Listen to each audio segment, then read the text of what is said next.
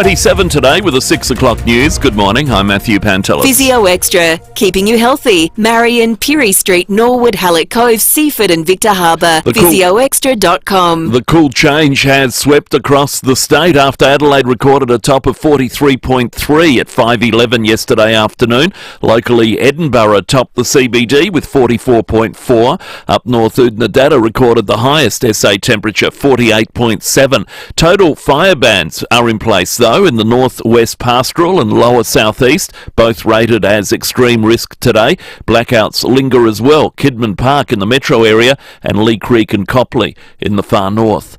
The New South Wales Health Minister will speak with staff at Bankstown Hospital today after a video emerged of two nurses threatening to kill Israeli patients. The man and woman have been stood down as an investigation takes place. A lawyer for one of them issued a public apology yesterday, saying his client was very sorry to the Jewish community, but Health Minister Ryan Park says their behaviour is appalling. None of this is funny. None of this is a joke. It's not a joke to the Jewish community. It's not a joke to the Secretary Susan Pearce, and it's not a joke to me and the broader community. What this behaviour shows is that those two people do not understand the role that they play as healthcare workers in New South Wales Health. The new US Defence Secretary has issued a message to Ukraine 3 years after Russia invaded, saying the NATO message is unrealistic. Pete Hegseth has told a meeting of Kyiv's allies in Brussels there'd be no return to Ukraine's former borders, saying that's an illusion. He said it was up to European countries to take the lead. As part of this, Europe must provide the overwhelming share of future lethal and non-lethal aid to Ukraine. Instances of single-use vapes turning up as litter has risen 140% in the last year. A Clean Up Australia report says e-cigarettes, which contain hazardous plastic and electronic waste, were found at a third of all 16,000 clean-up sites. People in WA's north are urged to prepare for tropical Cyclone Zelia, which is expected to strengthen a lot more than first thought. The cyclone is currently Category 2, but it's expected to intensify to Category 4 during Friday. Gusts of up to 220 kilometres an hour expected, as well as heavy rain and flash flooding. Commissioner Darren Clem from WA's Fire and Emergency Services says there'll be plenty of personnel on the ground. DFS has significantly boosted its resources in the Pilbara and the Kimberley with additional personnel into our incident management teams, as well as operational on the ground personnel, rapid damage assessment teams into Nullagine and in the Pilbara more generally. A new poll has revealed how little we know about boosting fertility. Nine's Gabriel Hodson with more. The Monash IVF Fertility Index involved a survey of more than 1,000 adults of childbearing age to work out what they think, feel and know about having babies. It found 7 out of 10 people had no idea that muscle-building steroids could dramatically lower a man's sperm count, even if they used it years ago. News Corp says less than 1 in 2 women knew that an irregular period also made it harder to get pregnant. Of the states, people in New South Wales felt the most comfortable about donating embryos. Turning to 5AA Sport. Agostino Mitsubishi's Good to Go factory clearance is on now. Get instant drive-away bonuses of up to $3,000. Here's Tom Wren. Thank you, Matthew. Sri Lanka has won the opening one-day match by 49 runs against Australia. Batting first, the hosts made 214 before the Aussies' lineup was all out for just 165 in the 34th over, with only 2 players passing 20. Meantime, Australian spinner Matt Kuhnemann has been reported to the ICC for a suspect bowling action. He'll undergo an independent assessment to determine the legality of his action. To football, Port Adelaide is confident the succession plan it now has in place will work. Coach Ken Hinkley has announced he'll step down at the end of the season, with senior assistant coach Josh Carr set to take over. Well, the NRL's ultimate utility player is relishing the chance to play in the one position. Roosters star Connor Watson will start the season at hooker due to an injury to Brandon Smith. He says he's looking forward to a regular role, starting with playing at number 9 for the Indigenous side in Saturday night's All-Stars clash. Just sort of focusing on that role has been good. It's allowed me to, most pre-seasons I'm sort of doing 4 or 5 different positions, and but where I've sort of been mostly focused on 9 and 13's been nice. And in some soccer to finish, plenty of Champions League action on again this morning, with Club Bruges and Atalanta still locked at 1-1, approaching full time, while the match between Everton and Liverpool in the EPL is just kicking off. And that's the 5AA Sport. Now 5AA's forecast. The heat is on. Keep cool with a cool summer aircon service from Automasters. A possible shower, then sunny today, 27, a shower or two, 25 tomorrow.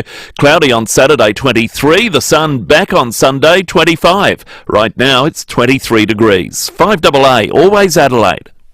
Some trades aren't interested in working hard, being on time, tedious, focused on keeping the client happy, boring. At C&N Concrete Soaring, the only boring we do is 3-year concrete. C&N Concrete Soaring scan, cut, core and break concrete for pipes and cables in houses through to factories and everywhere in between. Coarse old-fashioned, but we do what we say and we do it right. At C&N Concrete Soaring, boring couldn't be more exciting. Go to cnn.com.au. There's some big players in the solar energy market, but it's important to remember that bigger isn't always better. At BJ Energy, we're big enough to supply trusted brands like SolarEdge and small enough to take the time to listen. We don't bulk sell solar packages. We'll work with you to find out what you need and what you can expect to save. We can even move you away from gas and electrify your entire home. Visit bjenergy.com.au for a free, no pressure, no obligation quote. Ready to save up to $5,500 on a GWM Haval H6 Hybrid? Select models now from $36,990 drive away with 5-star NCAP safety and a 7-year warranty. Limited time only at your GWM dealer. T's and C's apply. If the banks declined your business loan, no worries. Universal Finance make business loans easy. No financials required. Unsecured business loans and business overdrafts. Universal Finance can help your business now. For lightning fast settlement, sometimes in just a matter of hours. See Universal Finance in Kent Town today. Or search Universal Finance right now. This is general advice only, and you should consider the terms and conditions before determining whether this advice is suitable for your situation. After weeks of waiting for my husband to attempt to fix our leaking shower, I decided to call in the professionals. Mega Sealed fixed my shower from Adelaide wakes up with 5AA, David Penberthy and Will Goodings, Tom Wren for sport, Jade Robran on the scene as it happens, Graham Goodings and Jess Adamson with the news that matters to Adelaide. Breakfast with David and Will, bringing together the names you trust with everything you need to know to start your day. Always live, always local and only on 5AA. Always Adelaide. Hyundai's Keys to Summer event is here. Unlock offers across a wide range of Hyundai models. T's and C's apply. David Penberthy and Will Goodings, 5AA Breakfast. 8 minutes after 6, good morning to you. Welcome to Thursday on 5AA Breakfast. Most importantly, 23 degrees outside in the city at the moment. It's an open the doors and windows kind of morning. If your house has felt like an oven for the last 24 hours, there will be relief. And it's just a door or window latch away. Trust me, you'll thank us a little bit later. It's quite pleasant out there at the moment. We'll talk more about the weather with the Bureau this hour. Also, movies on the agenda. It is a Thursday morning. We are on the eve of Liv Golf. We're going to be chatting with the reigning champion, Brendan Steele, after 7 o'clock today. He's a lovely bloke. Looking forward to that. Matt Abraham will be on the show. We'll dissect the spin of the week. Speaking of Liv, we've got tickets available, including the best tickets in town to the watering hole. You could be upgraded on Friday morning. And then, after 8 o'clock, David Koch, the day after the big announcement that there will be a succession plan at Port Adelaide. Josh Carr to take over from Ken Hinkley at the end of this season. A lot of outstanding questions. We'll put your thoughts and questions to Koshy after 8 o'clock. David Penberthy, good morning to you. Good morning, listeners. Good morning, Will. Well, thank the Lord that is over. I've got to say, yesterday afternoon, school pickup, middle of the afternoon rather, bang on 3:15, people were just standing around like in this zombie-like state. And kids were just coming out of the classrooms. A lot of parents had taken like Zupa-Dupas, and I got a couple of bottles of water filled up out of the tap and chucked them in the freezer an hour before school pickup. By the time I got from the house to the car to the school, the water was almost like room temperature, just from being in the car. It was just ridiculous. We went for a walk last night, and from our place we got to Henley Square by 9:30. That was packed. It was just packed full of people. But it was like at 9:30, it's pitch black. It felt like you're walking through a sauna still. Oh, I reckon nighttime in a way felt even hotter than daytime. Jarring. Yeah, it was full on. It was just ridiculous. But you know, I actually never believed the Aussie sun hot enough to fry an egg thing. I always thought that was some sort of myth. Well, they did it at Oodnadatta, didn't they? They videoed it, and it worked. They probably had the fry pan sitting out there for a while to get it hot enough, but 48.7. 48.7. That's in Oodnadatta, which is a February record for Oodnadatta. Never been that hot before. There was 4 cities that had it hit their record. Oodnadatta at 48.7, Cooper Pedy 48.1, Cleve on the Eyre Peninsula 45.6, and then across the Spencer Gulf, Port Pirie hit 45.1. Ooh. Hot, it's over though. Hot.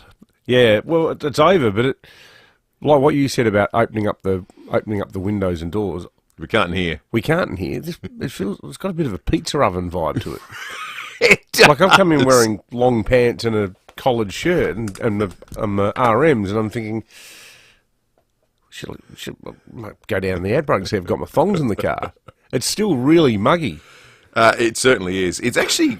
Now, I don't know what alarm... I mean, it's not that it's going to get particularly hot today, but we reached our call our overnight low at 5 a.m. about an hour ago, 22.4. So since then, it's actually been going the other way. But as we know at this time of day, sometimes the temperature does weird things. So it's not a very cool change. Like, it's not going to be a cold day. No, 27. It's all relative, though, isn't it? 27. Maybe a little bit of a shower, which would be nice. Oh, yeah, that would be nice. The water would just, evaporate the moment it hit the ground. Have you got Liv Golf fever, folks? Who's heading along? We're looking forward to heading along to the show tomorrow. And what a day to have Koshy on the show. I thought he sounded a bit cute the other day, a bit coy, when we asked him about the succession plan. They clearly, someone down at Alberton leaked it out.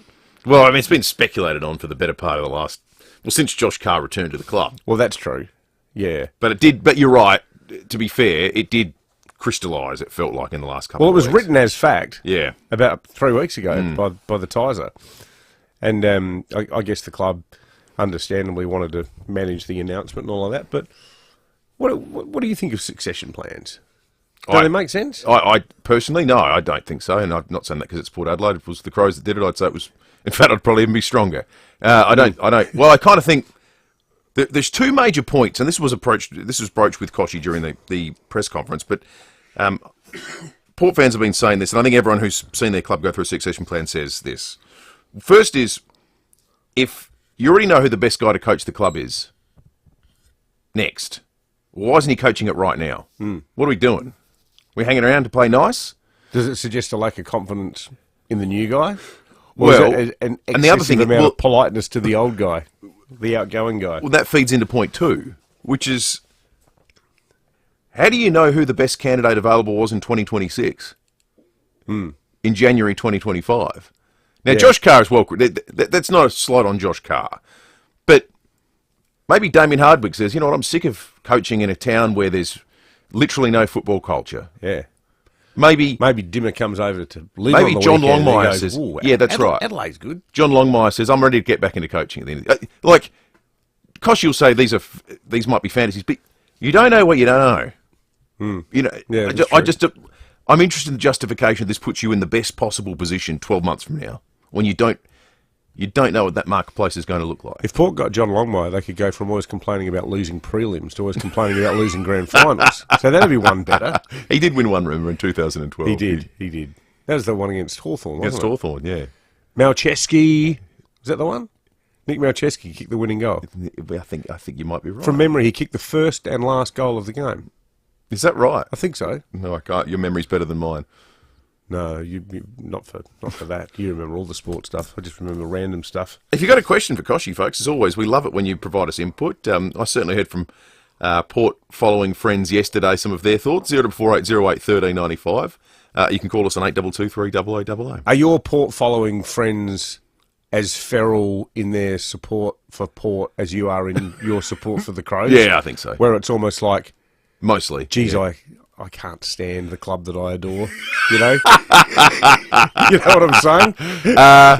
Let's think. No, I had a good range from the healthy football following person to the unhealthy like me yesterday. You put your hand up. Yeah, as being an unhealthy supporter. Completely.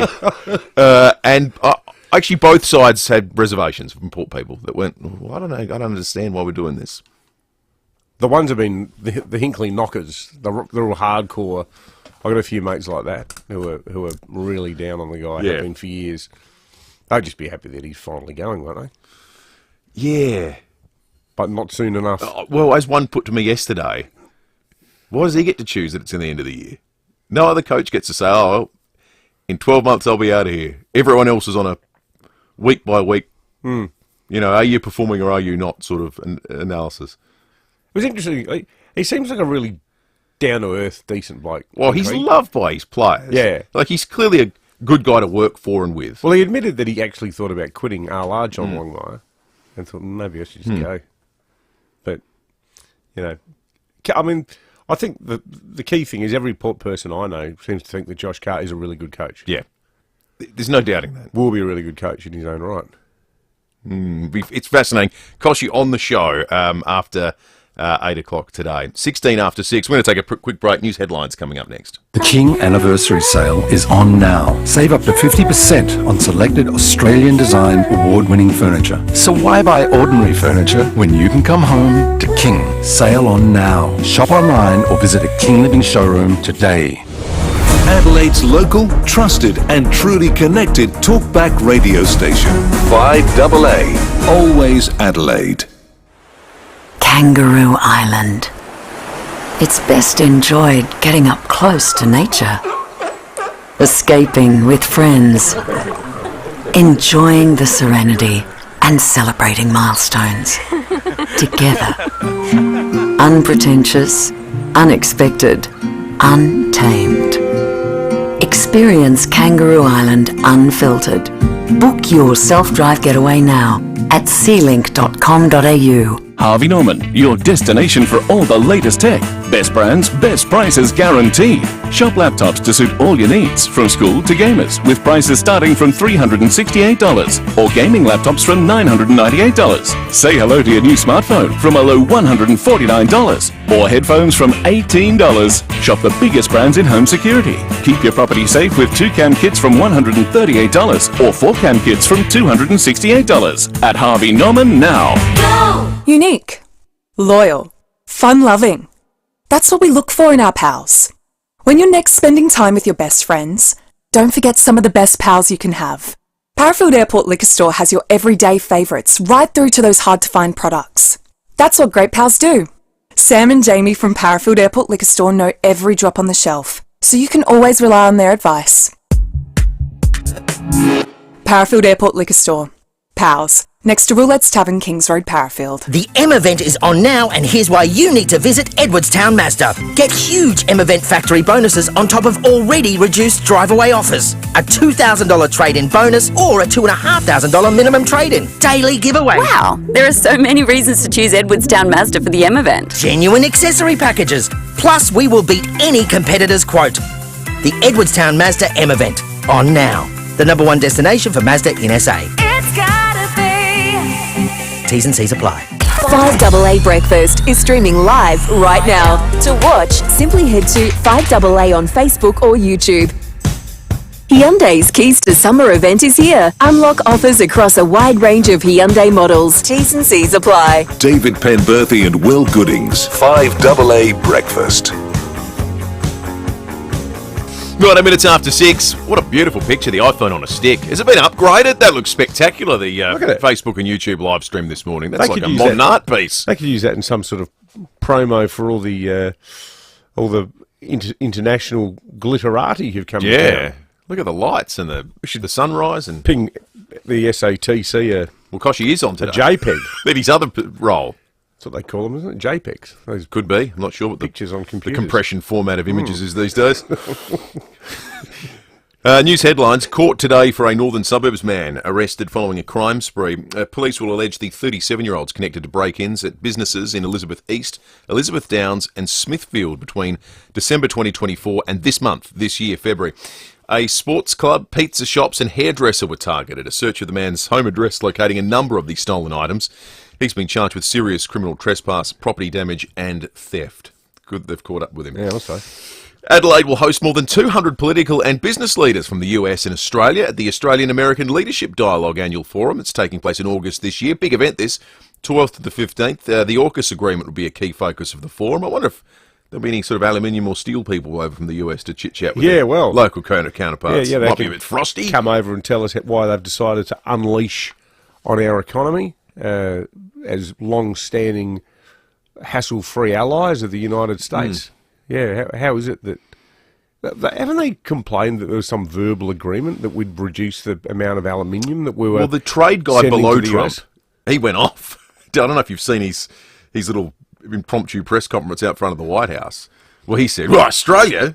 Well, these are the guys that we had, essentially a wink, nudge, agreement with. There won't be a tariff, but listen, don't go crazy. There's a limit to how much you can send here. And they went over.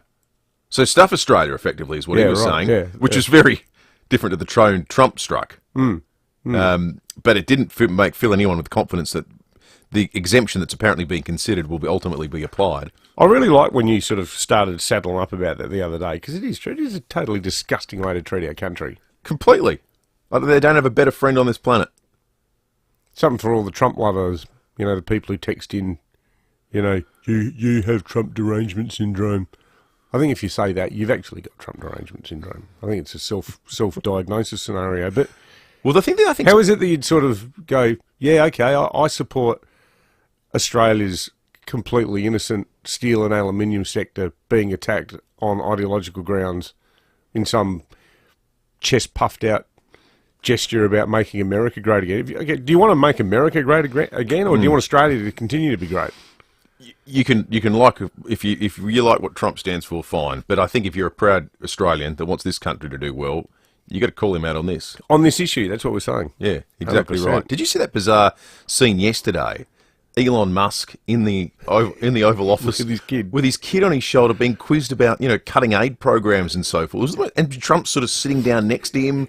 It was funny. It's the most peculiar thing I've ever seen. And he was asked about the program that was cut that he tweeted about, which he said, we're sending all these condoms to Gaza, $50 million worth. That's crazy, And then someone asked, they said, well, that was to Gaza, not in the Middle East. It was to Gaza in Mozambique, where there's a huge HIV problem. It's like, that's aid, isn't it? That's what you do. And he said, well, look, the reality is some of the things I say will be wrong. Musk said that. That's what he said. Excellent. It was just the whole thing. Well, touche. It was bizarre. Although some of what I've read, it does look like there was some pretty weird and woke stuff that had crept in. Without a doubt. Under the Dems' watch. Wasn't one of them, maybe this is what they call soft diplomacy, like very soft diplomacy, because it involves large, fluffy puppets. But didn't they give Iraq millions of dollars to set up their own local version of Sesame Street? Yeah, that's right. Some of the stuff is crazy. And there was some transgender nonsense in Central Europe, like a few weird things, and a lot of money. Have you heard that ridiculous statistic? I think there's been versions of this in the past, but I sat down and did the calculations on it on the last couple of days. Elon Musk's wealth. So if you were to earn, or anyone listening, $200,000 every single day, like 200 grand today, 200 grand tomorrow, 200 grand the next day, and you'd receive that every day since Christ was born, your net worth is still lower than Elon Musk's. Seriously? Yeah, it works out to be 138 billion, and he's well in excess of that. Did you say 200 grand a day? 200 grand a day. So if you... For 2,025 years. My God. How do you even get that sort of money? It's just crazy. Meanwhile, Australian and US researchers are joining together on a study into extreme weather events. A roundtable is being led by Monash University academics in Washington, D.C. The discussions will focus on ways to strengthen responses to fires, floods and storms. Researcher Michael Spencer says Adelaide needs to look beyond engineering solutions. A lot of the attention now is on nature-based solutions, how we can use completely different ways of doing things using nature. And of course, there'll be a story that features after 7 o'clock today. Sometimes it's just using your head. 2 people using an angle grinder yesterday started a fire in the hills. It could have... How stupid. Unbelievable. We'll talk more about that later. Let's talk... In the hills? Yeah, in the hills. I mean, it's bad enough down here in the suburbs. 23 degrees right now outside. Open a door, cool down the house. 27 the expected top today. We might get a shower up to a mil. It's not going to be a whole lot, but if we do, it'll happen this morning. And over the next 24 hours, there's again a chance for a shower tomorrow. So hopefully we get as much of that as possible, because certainly the gardens need it. 25 tomorrow, 23 on Saturday. It'll be cloudy and cool. It'll feel a bit weird on Saturday. Then it will warm up again. 25 and sunny Sunday, 29 Monday, 31 Tuesday. But that doesn't, it's not a sign of extreme heat to come, because we drop back to 27 and sunny on Wednesday. Quite a bit of feedback about the succession plan down at Alberton. One here saying in 12 months Josh Carr could have also been poached by somebody else if he wasn't secure. And Mark says Longmire and Goodwin were examples of successful succession planning. It's a sign of a healthy football club. And Rob conversely says, good to see Port Adelaide going with the Mick Malthouse succession plan model. What could possibly go wrong? I think the Longmire one worked. I think the Goodwin one, I think it's dubious. He won a premiership, but he inherited one hell of a side. And I think, I'm not 100% sure that he was able to hold the culture together subsequently in Melbourne. The culture? I'm not sure that side's overachieved with the amount of talent they've got on that list. Bit of off-field. Yeah, there's just some questions about generally what in the hell's going on down there. Exactly. Let's talk sport, because Tom Wren's in the 5AA Breakfast studio. Agostina Mitsubishi's good to go factory clearances on now, getting instant drive-away bonuses of up to 3K. What do you make of it, Rennie? Do you like it or not? Look, I understand it from both sides. You know, they've taken the air out of it. You know, will he or won't he? Are they going to re-sign him? You know, that constant running commentary. But it's 12 months. It's a long time. And like you said, you know, it probably worked, you know, with Longmire, in the past with Paul Roos as well. That was quite good. But then Hawthorn, it was a bit of a disaster, wasn't it, with Sam Mitchell and Alistair Clarkson? Well, Sam, it's a good example. Sam Mitchell's proven himself. I think he's a great coach. Yep. I don't think it would have hurt just to get Sam Mitchell in there. Yes. They identified, they found a great, and maybe Port have done this with Josh Carr. Well, if you have, learn the lesson. Get him in there. Yep. Carlton's the worst example. Malthouse, isn't it? Collingwood. Collingwood. Yeah. Well, that went. Well, they won the premiership. The thing is, but that's what could happen to Port this year. That's right. And the thing is, he then made the grand final in his final year, Mick Malthouse, when they lost to Geelong in the grand final. But that's right. So they actually had success on the field, but it was the emotional fallout. And, you know, you had these two legends. You know, Nathan Buckley, one of their all-time greats, and Mick Malthouse, who was a fabulous modern-day coach. And there's just, you know, this chasm between the two and what that does to the culture and the fan base and all of that. So you want to avoid all that kind of thing. Now, they insist that will be the case. Let's have a bit of a listen to Josh Carr, who spoke about the fact that he's going to be taking over in 2026. Imagine or dream, there's been certain parts of my life where I've started my coaching and I've definitely dreamt of coaching this football club. Now the dreams, I guess, come real now. And as I said, it's a significant role and significant responsibility that I've got. So he comes in with enormous pedigree, won a flag at North Adelaide, you know, has been a wonderful player, we know, at Port Adelaide, Fremantle, assistant coach at both, highly regarded. You know, he's got all the pedigree, but then, yeah, so I think it's good in the one sense that, you know, they take the air out of, you know, all of that running commentary, which we've had for probably 2 or 3 years now, haven't we, on Ken? But the problem is, you now get other people saying, well, what happens if someone else pops up? You know, is this search as exhaustive as you say it could have been? David Koch's comments I thought were interesting yesterday. We wanted a first-year coach. I mean, seemed a strange thing to say at a press conference, I thought. No, we'll ask him about that. Yeah. They wanted a rookie coach. We wanted an untried coach. It seemed like a very strange thing to say at a press conference. He's not really untried, though, is he? I mean, he's been there for... He's been playing coaching roles for a long time. Well, yeah, untried in the top job, I suppose. Yeah, at that top level, I guess. But you know, and look, I think Carr. I hope fantastic, leads by example. Great guy. Oh, there's none of this is a knock on Carr. If you take if you take the ego, look, I think with all due respect, with the Malthouse Buckley one, which is probably the one everyone talks most about, Clarkson Mitchell. You know what it comes down to? A lot of it. Ego. Certainly the Malthouse Buckley space. So it's a bit of an ego off between those two. If they're able to take that out of the equation, good blokes, but you know, not lacking in self-confidence. Absolutely, and look, to be a senior coach, to be the top of any line of work, there has to be some degree of ego. If you can take that out of it, in theory, it should work. But in reality, how does that work? And the other issue too is, I suppose, for players, halfway through the season, you're 4-7 or whatever. should I be listening to this guy who's still the coach or this one who's going to be taking over? So there's all that kind of, subtext to it all. It's going to be a fascinating watch. Guy on the police home care text line mentioned Worsfold Rutten as one that perhaps didn't work either. Yep. Hey, change of pace, Rennie. We have Brendan Steele coming up a little bit later in the morning, the running champion of Liv Golf. He's going to be on the show. We'd love it if you join us for that chat a little bit later in the morning. As the godfather of Liv Golf yourself. Looking forward to chat with the champion of the second edition of Liv Golf. So we're going to do that after 7 o'clock. Great, I know you're a busy man. You only got 15 media commitments this morning. But if Let's you could do it. slide in one more, that'd be excellent. Good work. I'm in. Good on you, Ree. Thanks, boys.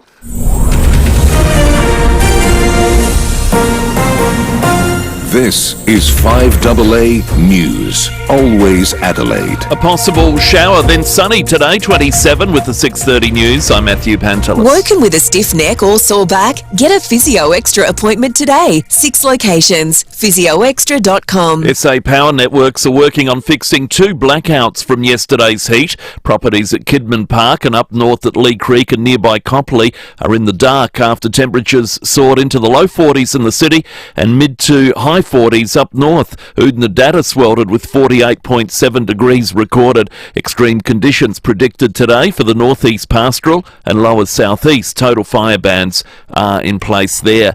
Police have spoken to staff at Bankstown Hospital after 2 nurses were stood down over a video where they appear to threaten to kill Israeli patients. The man and woman were filmed speaking with Israeli content creator Max Vifer on chat roulette. Detectives have reportedly asked him to hand over the unedited footage. Mr. Vifer telling Sky News the incident shows just how far anti-Semitism has spread. It's insane that so far away in Australia, the hate has gone so far. I think they should launch another investigation, to look if they've done anything, in the past, because the way they were talking is just, I don't know. I mean, I exposed 2 nurses, but how many else are there?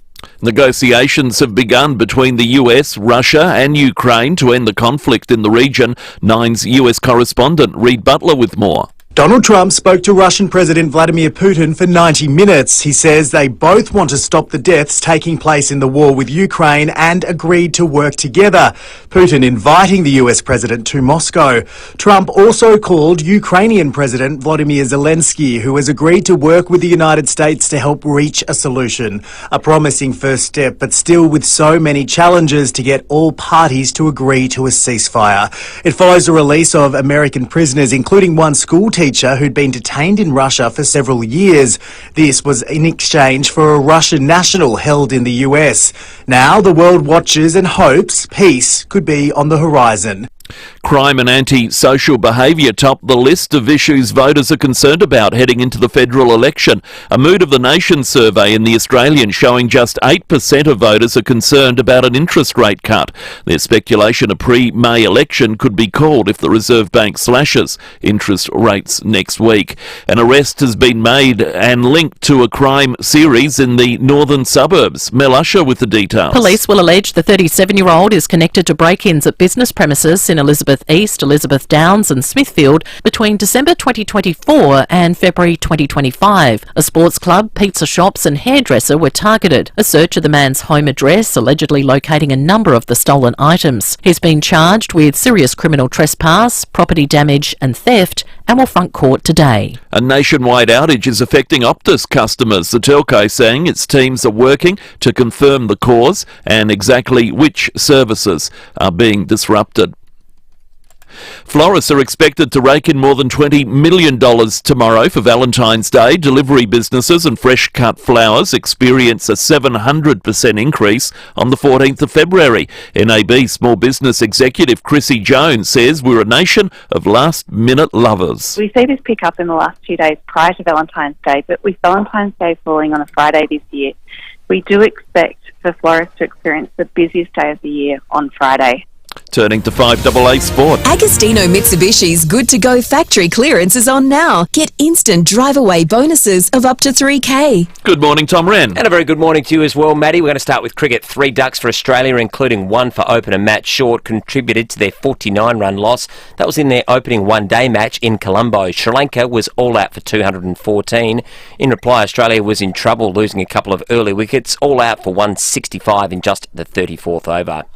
Well, Port Adelaide is confident its succession plan that will see Josh Carr take over from Ken Hinkley at the end of the season will work. CEO Matthew Richardson says Carr comes with great pedigree. And Josh, the relationship they have, the values of both of them, and they're both there to support each other, and that's probably the thing that gives me the most confidence. Speaking on with Rowie and Timmy G there. Meantime, St Kilda's Rowan Marshall is on track to play against Adelaide in round 1, despite a pre-season setback dealing with a pelvis issue. The club says Marshall will continue with a progressive load throughout the pre-season matches in the lead-up to the season opener. To soccer, and Everton and Liverpool locked at 1-1 approaching half-time in their English Premier League clash this morning. Meantime, there's also plenty of Champions League matches on again. One has already reached full-time. Club Brugge with a 2-1 win against Atalanta.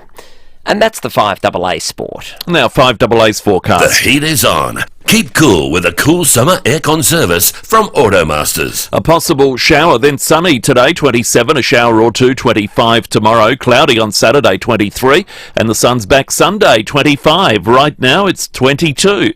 5AA, always Adelaide. Hyundai's Keys to Summer event is here. Unlock offers across a wide range of Hyundai models. T's and C's apply. David Penberthy and Will Goodings. 5AA Breakfast. 24 minutes to 7 Thursday morning after 6:30. Time to talk movies. Maybe get an idea for what you can put on the box on the weekend. You can be part of the action too by calling 8223 after we spin the wheel and vote on the movie that Lucy will be watching this morning. All thanks to the great people at Wallace Cinemas. Movies are better at Wallace. SA's home of big screen magic and entertainment. Visit wallace.com.au.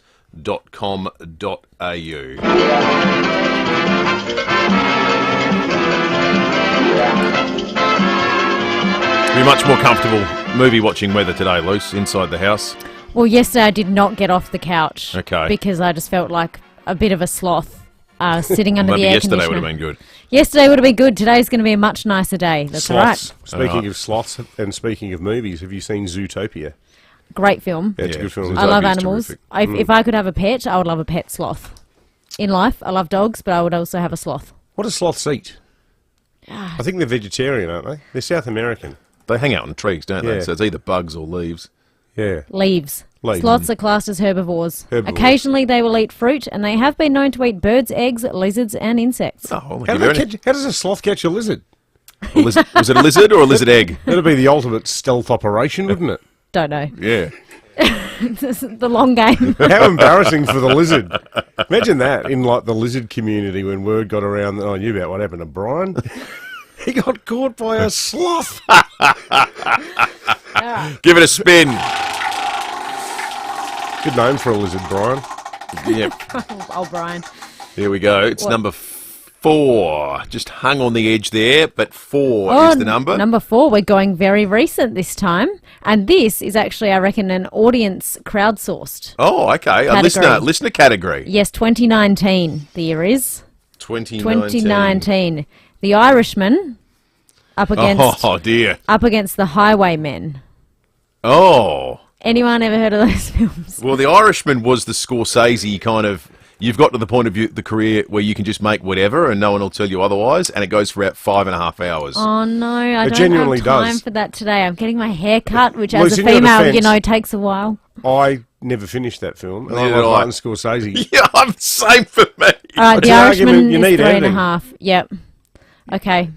The Highwaymen, conversely, obviously they've done 2019. So The Highwaymen, they did one in 1950s. This one is from 2019, 2 hours and 12 minutes. That one, much more palatable. Kathy Bates is in that one. Woody Harrelson, Kevin Costner. Kathy Bates is terrifying in the Rob Reiner movie Misery. The Highwayman, I instantly thought of Johnny Cash, so I don't have got another much. So did I. So did I. Let's go to our first caller. I reckon that's Sam. Good morning. Good morning. Hello, Sam. What do you reckon I'm watching today? I haven't seen any of those movies, right? But I think The Highwayman just sounds like a good movie. Fair enough. Thank you. That's excellent. It's about a man on a highway. Thank you, Sam. Well, Or Sam, something. Sam is in the running to win the Wallace Cinema Pass. We had a double Wallace Cinema Pass to someone who calls in. At the moment, Sam's got it. Could be you. Call in 8223 0000. The Highwayman or The Irishman. Now, you can double by calling in and telling us anything about these films. If you've seen one of these films all the way to the end... They tried Yes. to de-age De Niro and others in The Irishman, and I don't think it worked particularly well. They did flashback scenes, and it was very... There was some sort of computer generation that had been applied to it. It just didn't work for me. Do you know... Because Scorsese's work is like, in large part, due to his collaboration with Thelma Schoonmaker, his editor, his long-standing editor.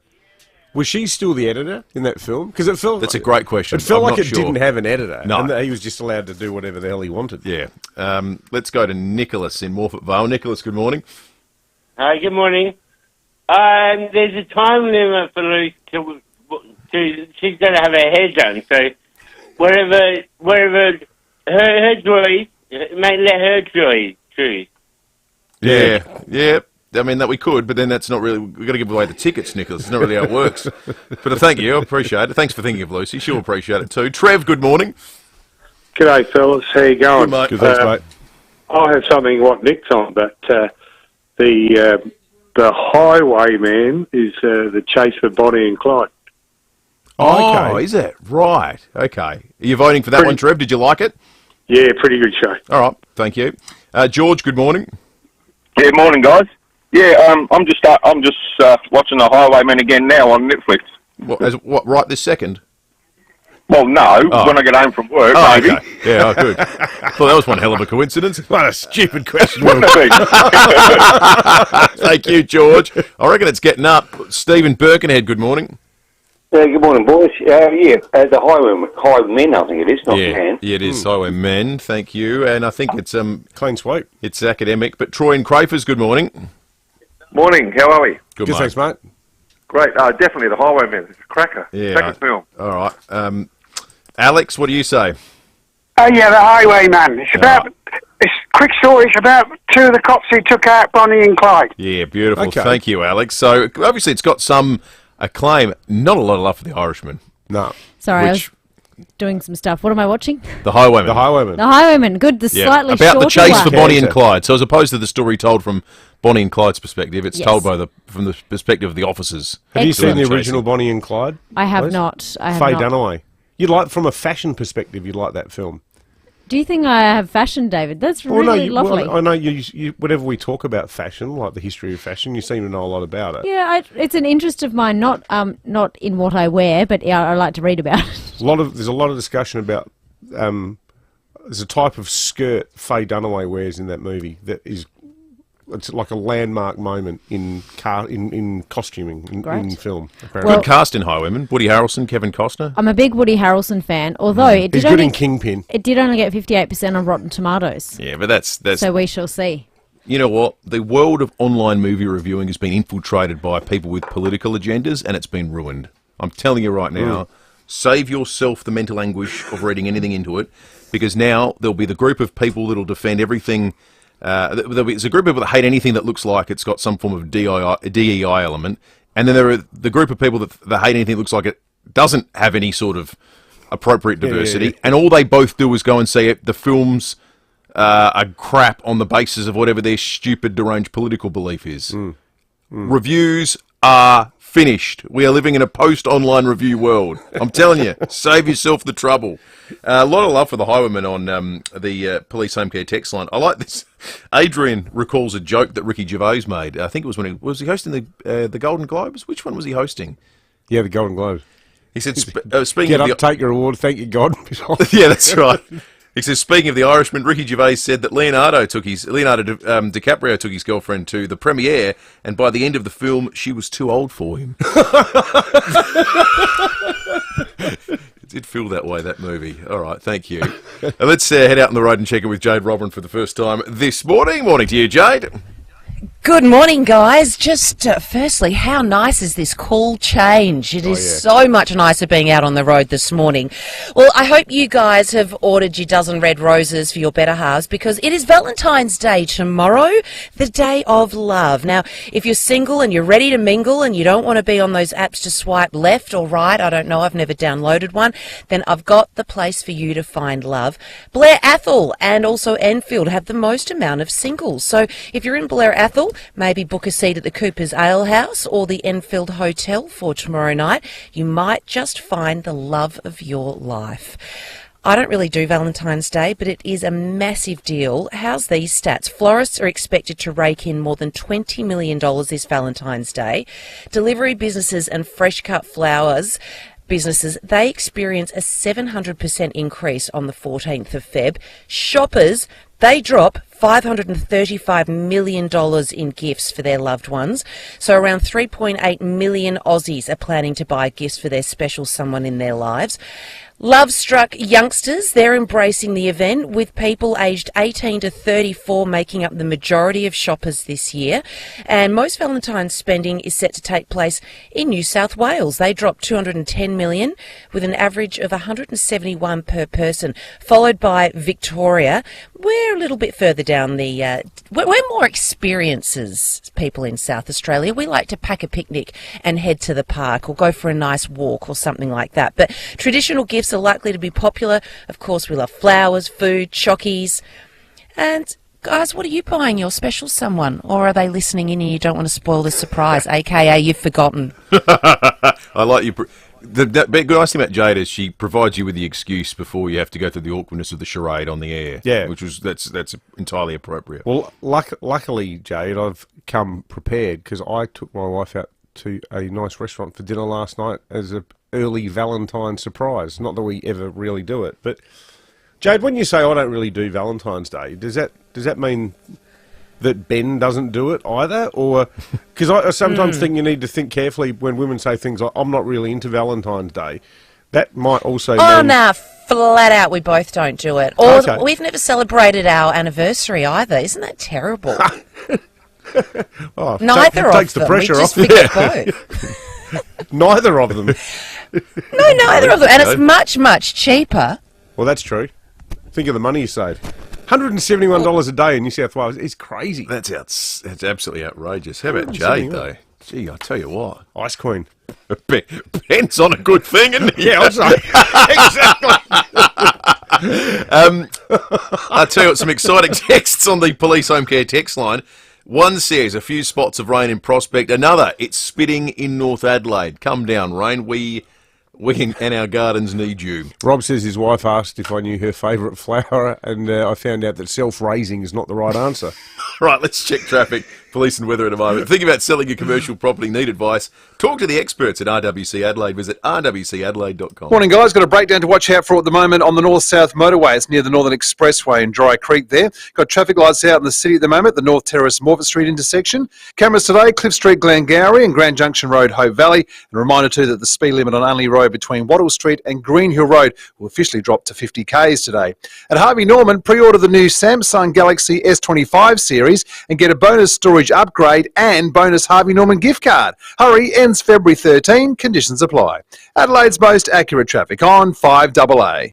Steinborner has done it again. The Jack T9 Ute has landed at Jack Motors in Gawler. Enjoy a 5-star ANCAP safety rating, 7-year unlimited K warranty, 7-year roadside assist and 7-year capped price servicing. The Jack T9 impresses with a turbocharged diesel engine, 4x4 dual range transmission, 3-ton towing capacity and can easily handle a full-size Aussie pallet with 1,045 kilo payload. All this from $45,980 drive away. Jack Motors, it's well worth the trip. Gawler, Barossa and Clare or at gawlerjackmotors.com.au. There is care in simplicity. Our experienced team understand that keeping things simple and easy is the best approach. Visit simplicityfunerals.com.au or call us 24/7 to get started today. Simplicity Funerals. Easy, respectful, simple. Are you looking for an accessible gym that accommodates all disabilities? A gym that focuses on fitness, health and mobility?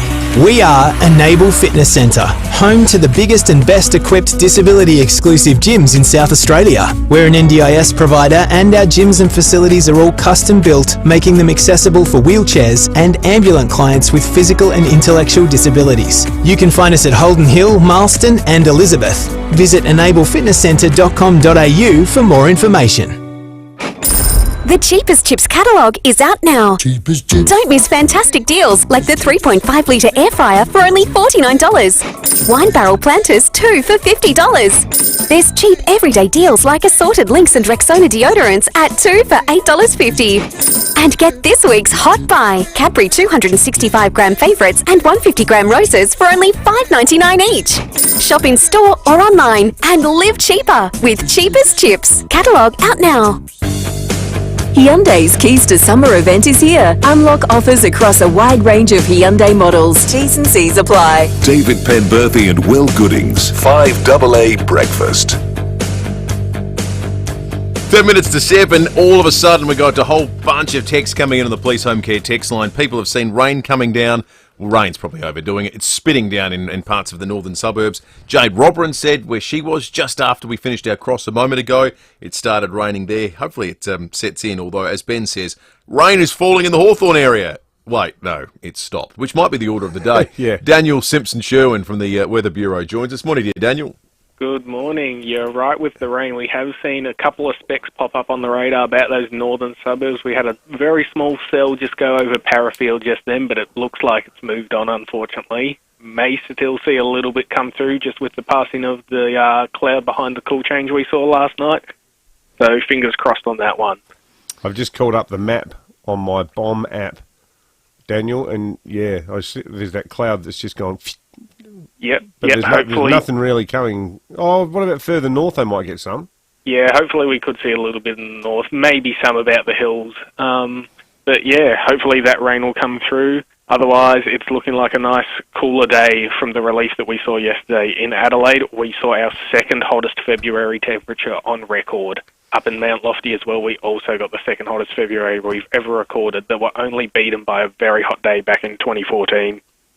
Wow. Yeah, record-breaking, Daniel. Thank you. Stinker. Let's head to SAPOL. Senior Constable Kimberly Broad is on the line. Kimberly, an arrest's been made for a series of break-ins in the northern suburbs. A man is in court today. Yeah, that's right. He was arrested yesterday following an investigation into a number of break-ins at businesses in the Elizabeth East, Downs and Smithfield areas that occurred over recent months between December and February.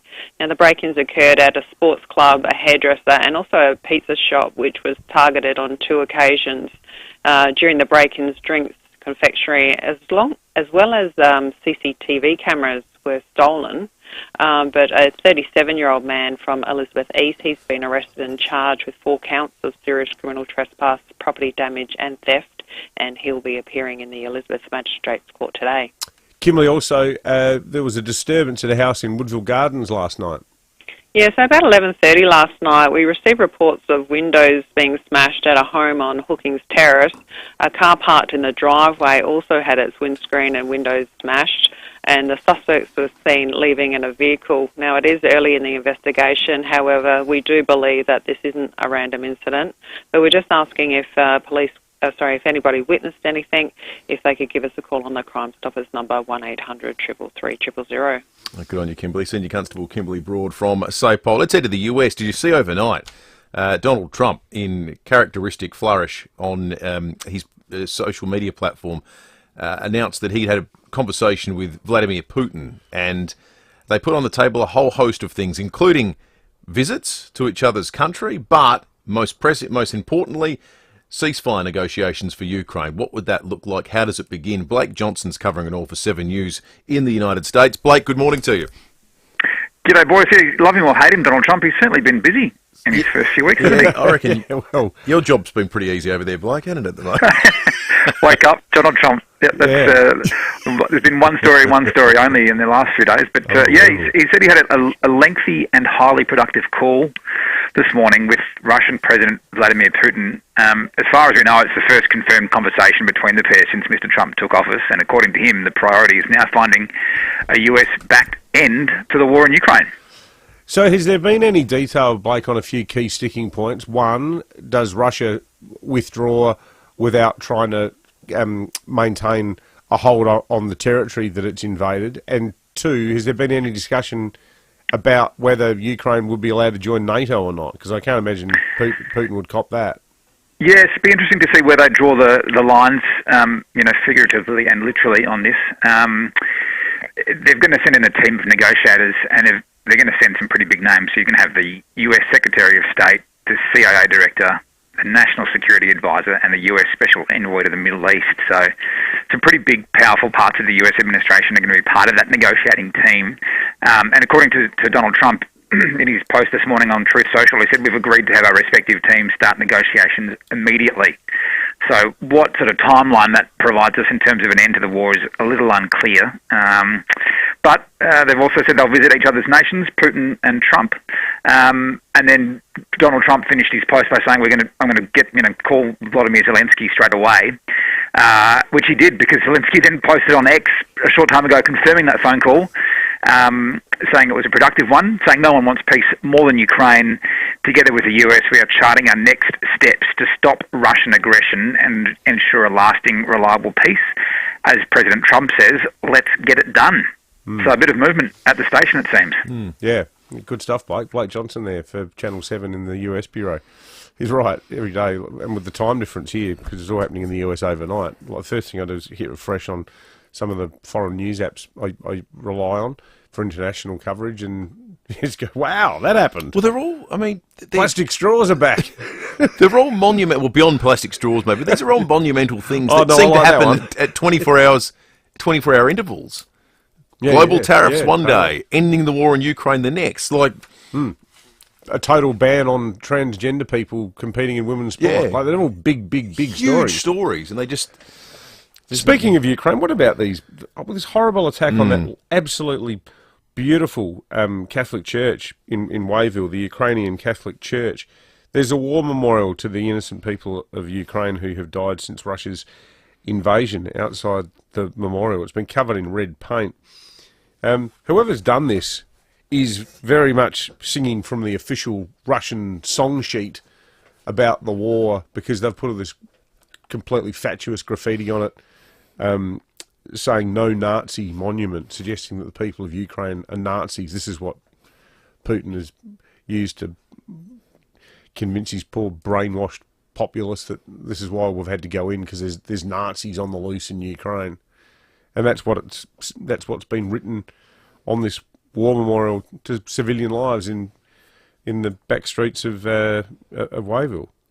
You can't all this stuff, like, and we're going to get to these two horrible nurses. That's happening at 7 o'clock. But just all this crap, no place in Australia.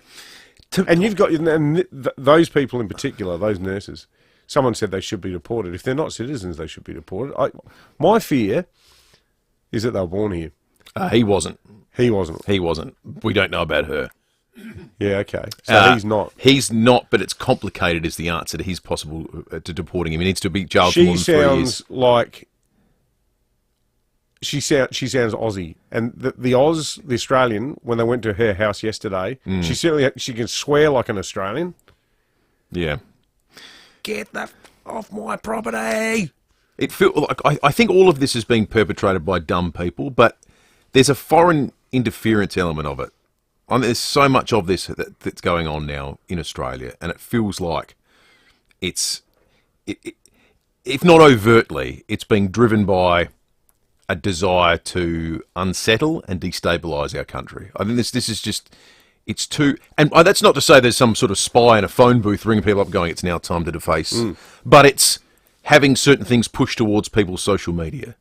It's having bot accounts, retweeting things to make sure that the dumb people who fall for this stuff and believe it, it gets to them. Like, that's what foreign interference in 2025 is. And I reckon there's two levels to it. There's importing hatred, but there's also importing the kind of stuff that triggers hatreds in these people. And I reckon I keep going back to what the AFP boss said when one of those Sydney attacks happened. He said, we're not convinced this is all just based on people locally. Yeah. I can't stop thinking about that. I reckon they know Is it a government? Is it just interest groups internationally? I don't think this is all a homegrown problem. No. But we're going to talk more about the nurses, because that's one of the sickest and scariest stories that we've seen in a while, and that's coming up next on 5AA Breakfast. Exploring the journey to starting a family, unlocking nutrition tips, and finding ways to stress less and live more. Health hacks. That's news to me. Visit the Advertiser today.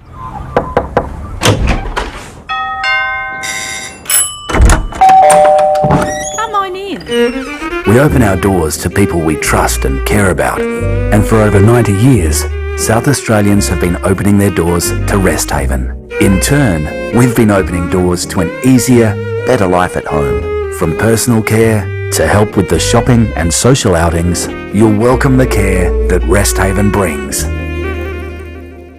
As an Officeworks for Business customer, save 5% on over 1,000 business essentials, now including tech and furniture. Sign up to Officeworks for Business today. Exclusions apply. The latest local, national and international news for South Australia. This is 5AA News. Always Adelaide. A possible shower, then sunny, 27 today with a 7 o'clock news. Good morning, I'm Matthew Pantelis. Physio Extra, keeping you healthy. Marion, Pirie Street, Norwood, Hallett Cove, Seaford and Victor Harbour. PhysioExtra.com. A milder day for Adelaide after yesterday's intense heat. There are 116 properties still blacked out in the Kidman Park area up in the northern Flinders Ranges. A large blacked out area takes in Lee Creek and Copley. Extreme days forecast today for the lower southeast and northwest pastoral. Total fire bans in place. The Weather Bureau's Daniel Simpson-Sherman says the mercury peaked at 48.7 in Oodnadatta yesterday and 43.3 here in Adelaide. We saw our second hottest February temperature on record. Up in Mount Lofty as well, we also got the second hottest February we've ever recorded, that were only beaten by a very hot day back in 2014.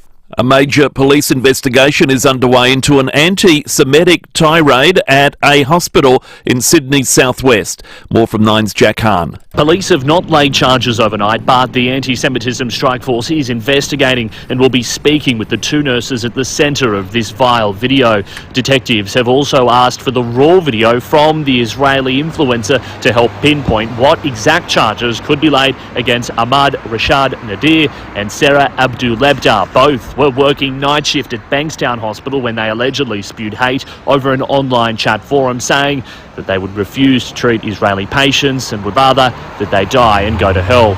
New South Wales Health have swiftly sacked the duo. South Australian police have allegedly spotted a woman removing an item from her handbag and throwing it under a vehicle they'd pulled over in Port Augusta. Officers say it's been recovered. 20 grams of a substance suspected to be meth, as well as scales and cash. A 28-year-old woman and a 44-year-old man facing court next month charged with drug trafficking. Israeli forces are preparing for a possible return to war inside the Gaza Strip, with the ceasefire deal hanging in the balance. Nine's Europe correspondent Edward Godfrey. Inside Gaza, Israeli troops are now being mobilised in preparation for a possible return to war. It comes after Hamas postponed the next release of hostages indefinitely. Israeli Prime Minister Benjamin Netanyahu has said if the hostages aren't released by midday Saturday, the ceasefire will end, and that comes with the backing of the United States. President Donald Trump warning all hell will break out. It comes as a Hamas delegation arrives in Cairo for further ceasefire talks. That's meant to be about phase 2 of the deal, but it's phase 1. It's very much on the brink of collapse. Russian President Vladimir Putin has invited Donald Trump to visit Moscow during a phone call. The US President saying negotiations must begin immediately to end the war in Ukraine, and will speak with President Volodymyr Zelensky. Bushfire response and prevention will dominate discussions at an extreme weather event roundtable being held in Washington. Researchers from Australia and the US are partnering to share and compare response methods. Monash Uni researcher Michael Spencer says prevention is essential given recent disasters. One of the people we work with closely in the United States lost his house in the LA fires. So we're bringing people, actually getting together to plan roundtables on wildfire, what we can learn from the United States and what they can learn from us. And the Australian Securities Investment Commission is warning the federal government against buying embattled airline wrecks. Labor could step in to nationalise the service if a new owner isn't found. The corporate regulator telling the Treasurer the airline is being investigated for misleading and deceiving investors about its profitability. Turning to 5AA Sport. Agostino Mitsubishi's good to go factory clearance is on now. Get instant drive away bonuses of up to $3,000. Here's Tom Wren. Thank you, Matthew. Australia has lost its opening one-day clash against Sri Lanka by 49 runs in Colombo. Chasing 215 to win, the visitors were dismissed for only 165. Alex Carey top scoring with 41, while fellow South Aussie Travis Head was rested from the match. The second one-dayer will be played tomorrow. Meantime, South Australia will take on Western Australia in a one-dayer today in Perth in the domestic competition. SA can jump to top spot with a win. Well, Liv golfers will get one final look at the Grange course today, with the Pro-Am to be held at Grange from this morning. Aussie Cam Smith is among the favourites as he lines up for his Ripper GC team, and he says he can't wait for the event to begin. What we've spoken about all off-season, all pre-season with the boys is how do we make ourselves better for the team, and gives you something to think about when you're out there, and it's nice when you're holding putts for yourself but also your mates. Yeah, let's hope it goes well. And Port Adelaide is confident it can work its transition from Ken Hinkley to Josh Carr after announcing he'll take over at the end of this season.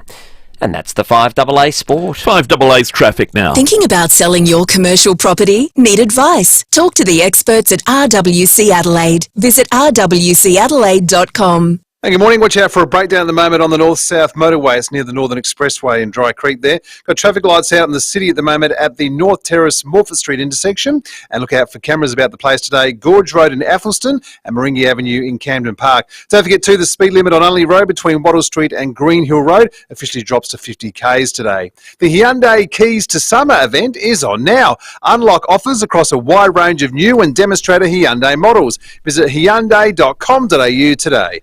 Adelaide's most accurate traffic on 5AA. 5AA's forecast. The heat is on. Keep cool with a cool summer aircon service from Automasters. A possible shower, then sunny 27, a shower or two 25 tomorrow, cloudy Saturday 23. The sun is back on Sunday 25. Right now it's 22. 5AA, always Adelaide. The team at Holiday Wonders are thrilled to offer the popular 17-day signature highlights tour of New Zealand at an exclusive sale fare. If you've been waiting for a sign to visit New Zealand, this is it. Enjoy over $510 per person in bonus inclusions, plus a $200 discount per person.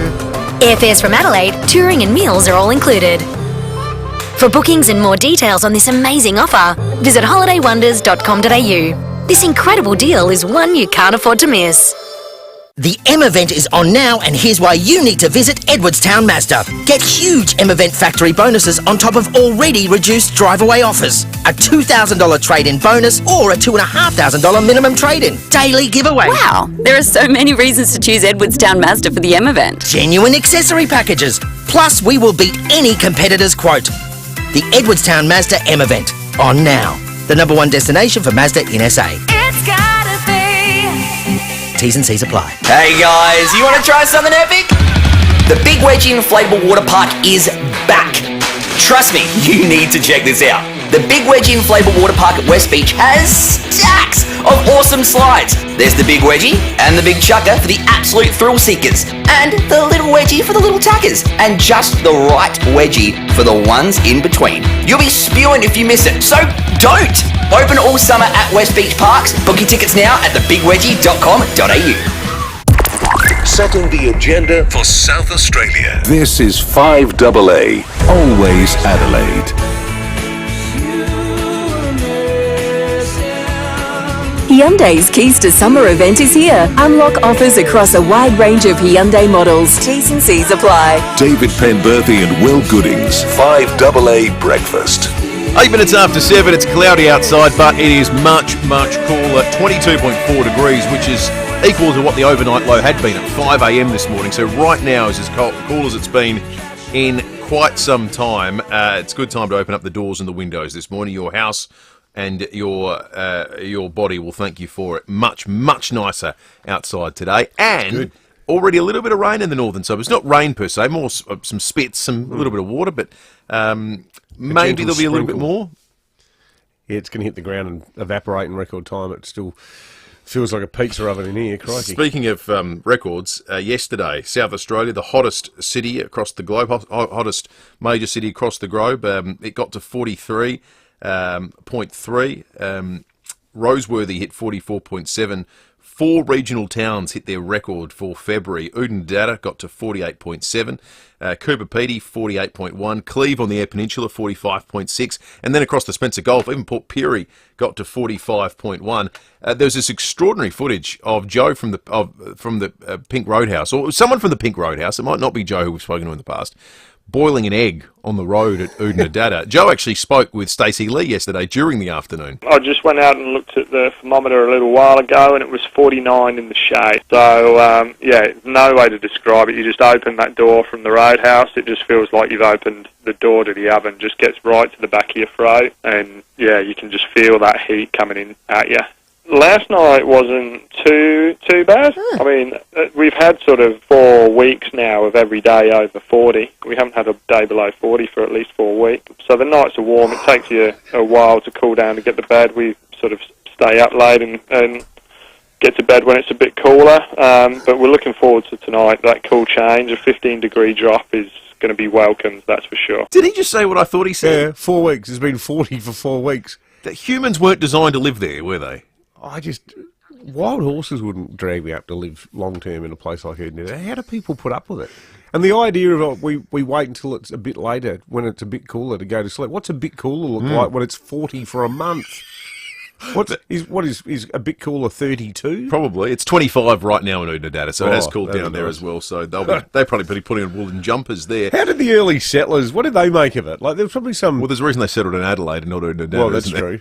There's probably some poor Methodist bloke with a beard in like 1837 who's said to his wife, "I might just go up on my carriage and have a bit of a look at this Oodnadatta." Imagine like getting there wearing your body stocking and your top hat and having a long beard and all the rest of it. Like, no thanks. Hence the term more trouble than the early settlers. Exactly. I love that term. Exactly right. We're almost in trouble here in Adelaide and in the hills yesterday. This story defies belief. CFS crews stopped a spreading grass fire in the hills. They responded to a blaze which started just south of Mount Torrens at about 3:20 yesterday, so right in the teeth of the hottest part of the day, 3:20. It's believed the grass fire was sparked by the alleged illegal use of an angle grinder. Total fire ban. Here's a Mount Lofty Ranges farmer who said it happened nearby. And it's probably taken us all this time just to rebuild fencing and I don't know, and get over that, all the triggers, and today probably triggered again real bad. Yeah, well, she was talking about the Cuddly Creek fire. And remembering that, and your mind would immediately go there if you've probably been stuffed by it. Why would you do it? Why would you even want to work with heavy machinery in that weather anyway? Crazy. It took, this is no small deal. 40 CFS volunteers were working the fire. There was a fire bomber. This is not some sort of, there was one. Do we know, was it someone who was working on their property, or was it someone who was actually maybe out there, on orders from the boss? The Tysers reporting says the angle grinder was on the back of a trailer, was being used to cut up poles, and then obviously sparks came off and ignited the grass fire. Just unbelievably reckless. Let's talk about the biggest story in Australia this morning, and it is the most confronting and frankly scary. There are 2 nurses who worked at, I say in the past tense because I'm not sure they're going back, at Bankstown Hospital that went on with a Israeli-based influencer. It was some sort of internet, I'm not sure where he hosts his channel, but a discussion type thing, and started talking about what they would do or do to Jewish people who turn up at Bankstown Hospital in Sydney. Now, this is for people in Adelaide, David, they don't know Sydney that well. Bankstown Hospital would be the equivalent of what?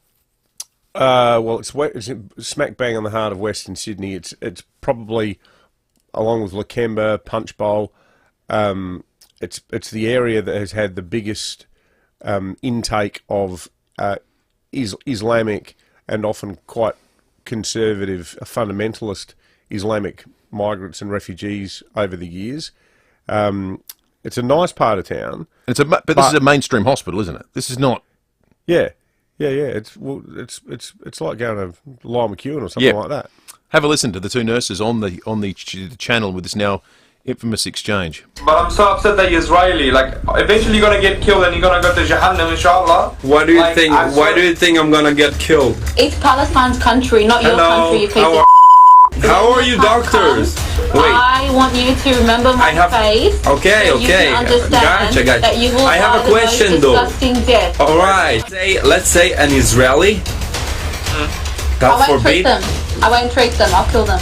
You'll kill them? So if an Israeli is in Australia and God forbid something happened to him and he comes to your hospital, would you kill him? You have no idea how many Israeli Khara dog came to this hospital and I sent him to Jahannam.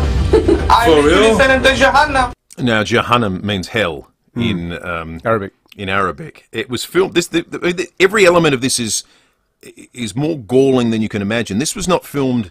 Not that this is any cover, but it's not as though it was in a garage in an exchange. This is in the hospital. Yeah, they're actually in the hospital on a night shift in their gear. How did this Israeli guy know about them? How did their contact come about? That's a great question. Because like they've clearly, he's asked some questions, and you know, clearly they're profoundly stupid and fanatical people. These two, and they've taken the bait. But I mean, the police are investigating now in New South Wales. I mean, heaven forbid that there was actually a scenario where they, Mr. Goldstein came in with chest pains and they trundled him down the corridor and left him there. Like, I don't think there's any suggestion that they actually did do any of this stuff. Well, they're investigating to find out. Yeah. So, but they say this was all a big joke. Now, we know a little bit about one of the people that are participants. So their names Ahmed Rashad Nadir and Sarah Abu Lebda. Now, Mr. Nadir, he was born in Afghanistan. He became an Australian citizen 4 years ago. Emigrated here when he was 12 years old. Like, this is the easiest case of deportation on record, isn't it? You think so? Yeah, should be. There should be no. This doesn't require any thought. I think this is interesting too in the context of the hate speech laws that got passed. A week or two ago, following all the anti-Semitic attacks in New South Wales and neo-Nazis parading around the country and so forth. The Criminal Code Amendment bill from this year creates new criminal offences, makes clear that advocating or threatening the use of force and violence is unacceptable and will be subject to serious criminal penalties. I just want to read you a little bit of it and consider how it might apply to these two. Threatening force or violence against groups, offences. A person commits an offence if the person threatens to use force or violence against a group and the targeted group is distinguished by race, religion, sex, sexual orientation, gender identity, nationality, national or ethnic origin, political opinion, and a reasonable member of the targeted group would fear that the threat will be carried out and that the threat, if carried out, would threaten the peace, order and good government of the Commonwealth. That carries a penalty of 7 years, according to these new laws. There's a version that carries an imprisonment for 5 years, and it's the same, except it doesn't have that last clause about the peace, order, and good government of the Commonwealth. This is a huge test for those new laws and whether they have any teeth. Sometimes I wonder whether our citizenship test or our arrivals card should contain a couple of trick questions to just weed out the fanatics along the lines of, question 1, people have the right to be gay, yes or no? And if you say no, sorry, yep, you can't come in. Or people have the right to believe in whichever God they choose. That might be another good one. Or maybe women have the right to dress however they like. Because there's a certain...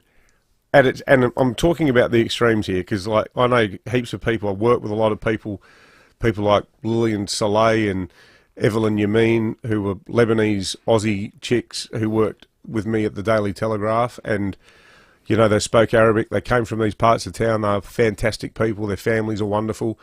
Interestingly, when the Lebanese gang rapes occurred in Sydney, it was a shocking crime that transfixed the city, and it was one of the things that created the circumstances that led up to the Cronulla riots. I remember we were talking in the office, and she said, there's like a full Arabic language talkback station, and that's all they're talking about at the moment. I said, well, can you listen to it and we'll translate it?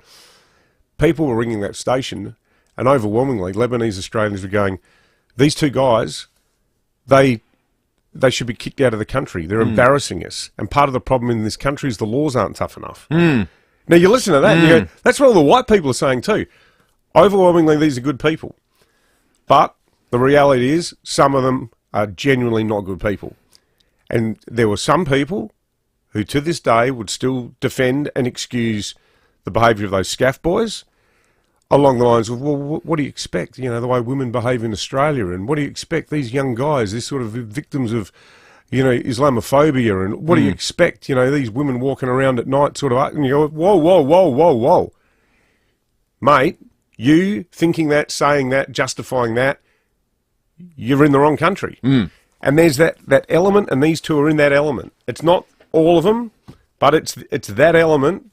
It's the Sheikh Halali, Lakemba Mosque crowd, the women who don't wear burqas are uncovered meat, and the cat will always get the meat. That was how Sheikh Halali, who we christened Thick Sheikh on the front page of the telly, rightly so, after one of his speeches, along those lines. This is where there's a fundamentalist disconnect with Australian values. That's the problem here. Lots of thoughts coming through on the Police Home Care text line. We're going to get to some of those very shortly. Change of pace after the break as we turn our minds to Liv Golf here in South Australia. And what an opportunity. We're going to catch up with the reigning champion, Brendan Steele. He is coming up in just a moment. Traffic first. Thinking about selling your commercial property? Need advice? Talk to the experts at RWC Adelaide. Visit rwcadelaide.com. Yeah, well, a breakdown to watch out for at the moment in Dry Creek. It's on the north-south motorway there, near the Northern Expressway, causing some issues. Traffic lights out in the city at the moment too, the North Terrace, Morford Street intersection. Look out for cameras today, Birdwood Terrace in North Plimpton and North East Road in Modbury. And the speed limit on Only Road officially changes today. That's between Wattle Street and Green Hill Road. It drops to 50 Ks. Nissan's Qashqai run out is on now. Get 5K cash back on the MY24 Qashqai range. Visit your local participating Nissan dealer today. T's and C's apply. Adelaide's most accurate traffic on 5AA. Hi, it's Callum Han here, Ambassador for Pick a Local, Pick SA. Summer is here, which means your favourite fruits will be filling the shelves of your local fruit and veg store. Stone fruits, strawberries, cherries, all locally grown and in supply. Enjoy on fruit platters, in your chilled drinks, as a dessert or a healthy snack. Pick up some in your shop this week. Support our local growers and shop in stores displaying the red Pick a Local, Pick SA sign. And follow us on Facebook for inspiration, recipes and more ways to enjoy South Australian grown. Just call Ken Hall. We'll be there anytime at all. Just call Ken Hall. You may have spotted our new Ken Hall vans driving around. That's our fresh new look. Friendly, bright, happy and easy. And the new look goes straight to our core values: integrity, fair pricing and quick turnaround. I'm Brad Hall, and at Ken Hall we've been working for you since 1983. For anything plumbing, air and electrical, just call Ken. Just call Ken Hall.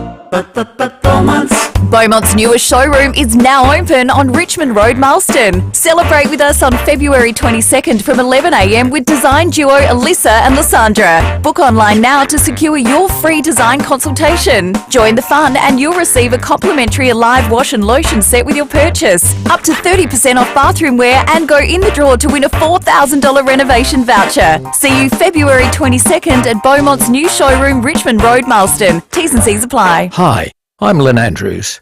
The Lynn Andrews team have seen a lot of change in real estate over the past 50 years, but one thing remains unchanged: our passion to help people invest in their future, to build strong property portfolios in either the residential or the commercial sectors. Our commitment to property investment over the years means we have a wealth of knowledge to share. We're here to help you. Visit lynnandrews.com.au. Summer's here. Time to get your new Woolco pool blanket. Made from quality materials, a Woolco pool blanket will keep your pool clean, warm and reduce evaporation. Uncover the savings now. Visit woolco.com.au. Rosanna Mangiarelli here from 7 News. Join me and Will Goodings for Adelaide's leading news hour, 7 News, tonight at 6 o'clock. Hyundai's Keys to Summer event is here. Unlock offers across a wide range of Hyundai models. T's and C's apply. David Penberthy and Will Goodings, 5AA Breakfast.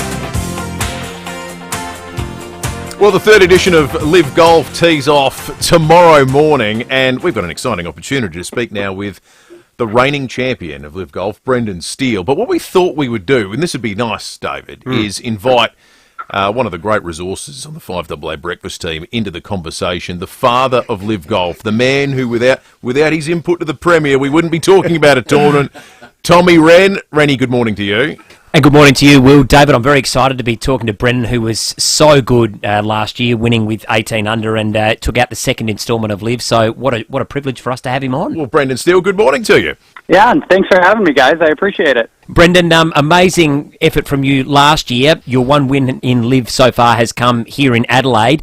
You must come back with such fond memories and really enjoy coming back to Grange again. Yeah, I mean, obviously, the golf course is fantastic, and this is our flagship event, so it means a lot to everybody, and to be the reigning champion is really special. So very excited to be back here, and it's going to be another great week. We're hearing that a lot. Bubba Watson said something similar, it being, the pinnacle for the Liv Tour. What is it about Adelaide? Is it the atmosphere, the fans? What is it that makes this such a big tournament for all the players? Yeah, I think there's a lot of factors, but definitely the fans are right up on the top of the list. I mean, the support that we get from the city and from the Premier is just unrivaled. So I think that's what makes it so huge for us. And so anytime we can get that kind of support from the city and from the people to come out, it just makes for a really special week. So same course, Brendan, but different time of the year. It's a bit earlier in the lead-up. The heat has been extraordinary this week. Will that affect how the course plays, it being hotter and drier in the days leading up? Yeah, I mean, obviously, when it's hotter, the ball goes a lot further. So in practice, we'll be hitting it a little further than we will be in the tournament. I think right now they're trying to make sure that the course stays healthy, so they're leaving it a little softer and putting a little more water on it. But the course is in great shape, and I'm sure they can do whatever they want with it. Now, Brendan, I have a lifelong dream of one day going around in less than 100, and I've never done it. Can I just ask you, you went around in 18 under. 18 under, that's like a birdie on every hole on average. How do you guys get so good at what is such an infuriating game?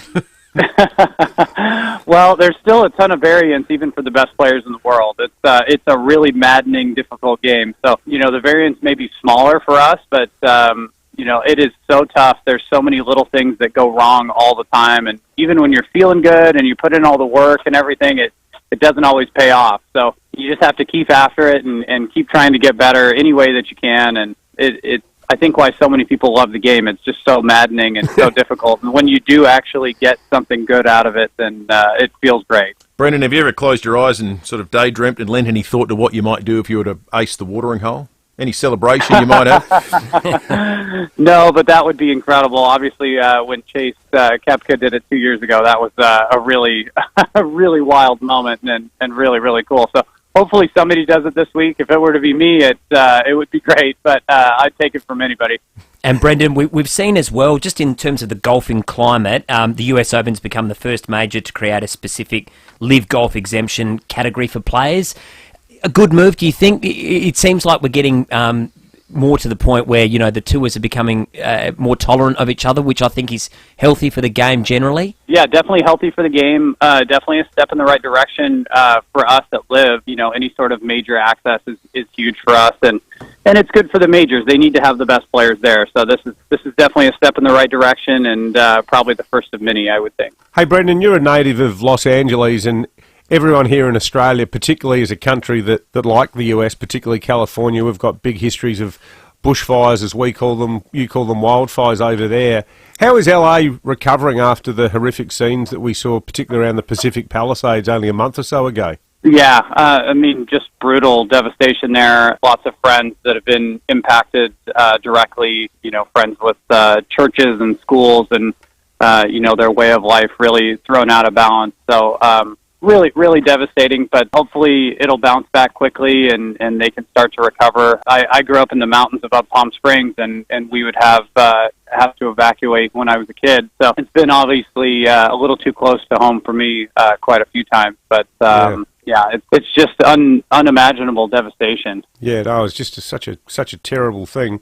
Hey, when you're in Adelaide, are you all, head down, bum up, just concentrating on your golf and, keeping your skills honed so that you can go around at scores like 18 under, or do you get to go out and hit the winery, see the sights, go to Kangaroo Island? Have you done anything other than just, concentrate on the golf itself? Yeah, so a lot of the time we're focused on the golf. We're pretty much here all day, every day, working and trying to feel good, get our bodies right, get our game right. But we do get to have a little bit of fun here. We've been spending a lot of time down at the beach. We get in the city here and there. Haven't been up to the wineries yet, but have been tasting some of the local wine, which is, we've got a chef that's bringing over wine every night for us from some of the local wineries. So that's always fun to kind of enjoy and test that out. So it's just so fun to be here. I have such a great time. I feel very much at home here. I think it's probably because I'm from Southern California. It's a similar kind of lifestyle and culture, and so it feels very comfortable for me. And just finally, there's so many wonderful players, Brendan, but who are some of the others that we should keep an eye on that might do really well this week? Sure. Well, obviously, this would be huge for Cam Smith or any of the Aussies, to have a chance to win, and obviously the crowd will be very much behind all of them. We have a ton of great players out here. Any week is going to start with, guys like John Rahm and Tyrrell Hatton, Bryson, Brooks, all those kind of guys. But there's a lot of talent even below them, maybe names that you wouldn't recognize as much that are great players. We've got some great new young players this year. Tom McKibben got off to a great start last week, so I think you can expect a lot from him this year. But with these tournaments, you just never know who's going to pop up and how it's going to work. Somebody's out there right now working on their game.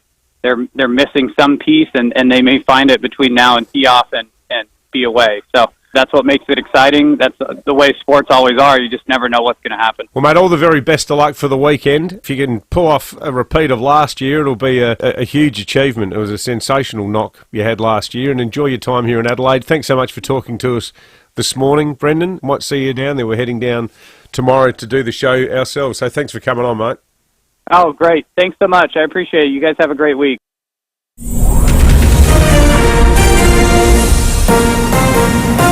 This is 5AA News. Always Adelaide. A possible shower, then sunny. 27 today with the 7:30 news. I'm Matthew Pantelis. Woken with a stiff neck or sore back? Get a Physio Extra appointment today. 6 locations. PhysioExtra.com. The cool change has swept across the state after Adelaide recorded a top of 43.3 at 5:11 yesterday afternoon. It was our second hottest February day on record. Locally, Edinburgh topped the CBD with 44.4, and up north, Oodnadatta, the highest SA temp, 48.7. Total fire bans in place in the northwest pastoral and lower southeast, both rated as extreme risk today.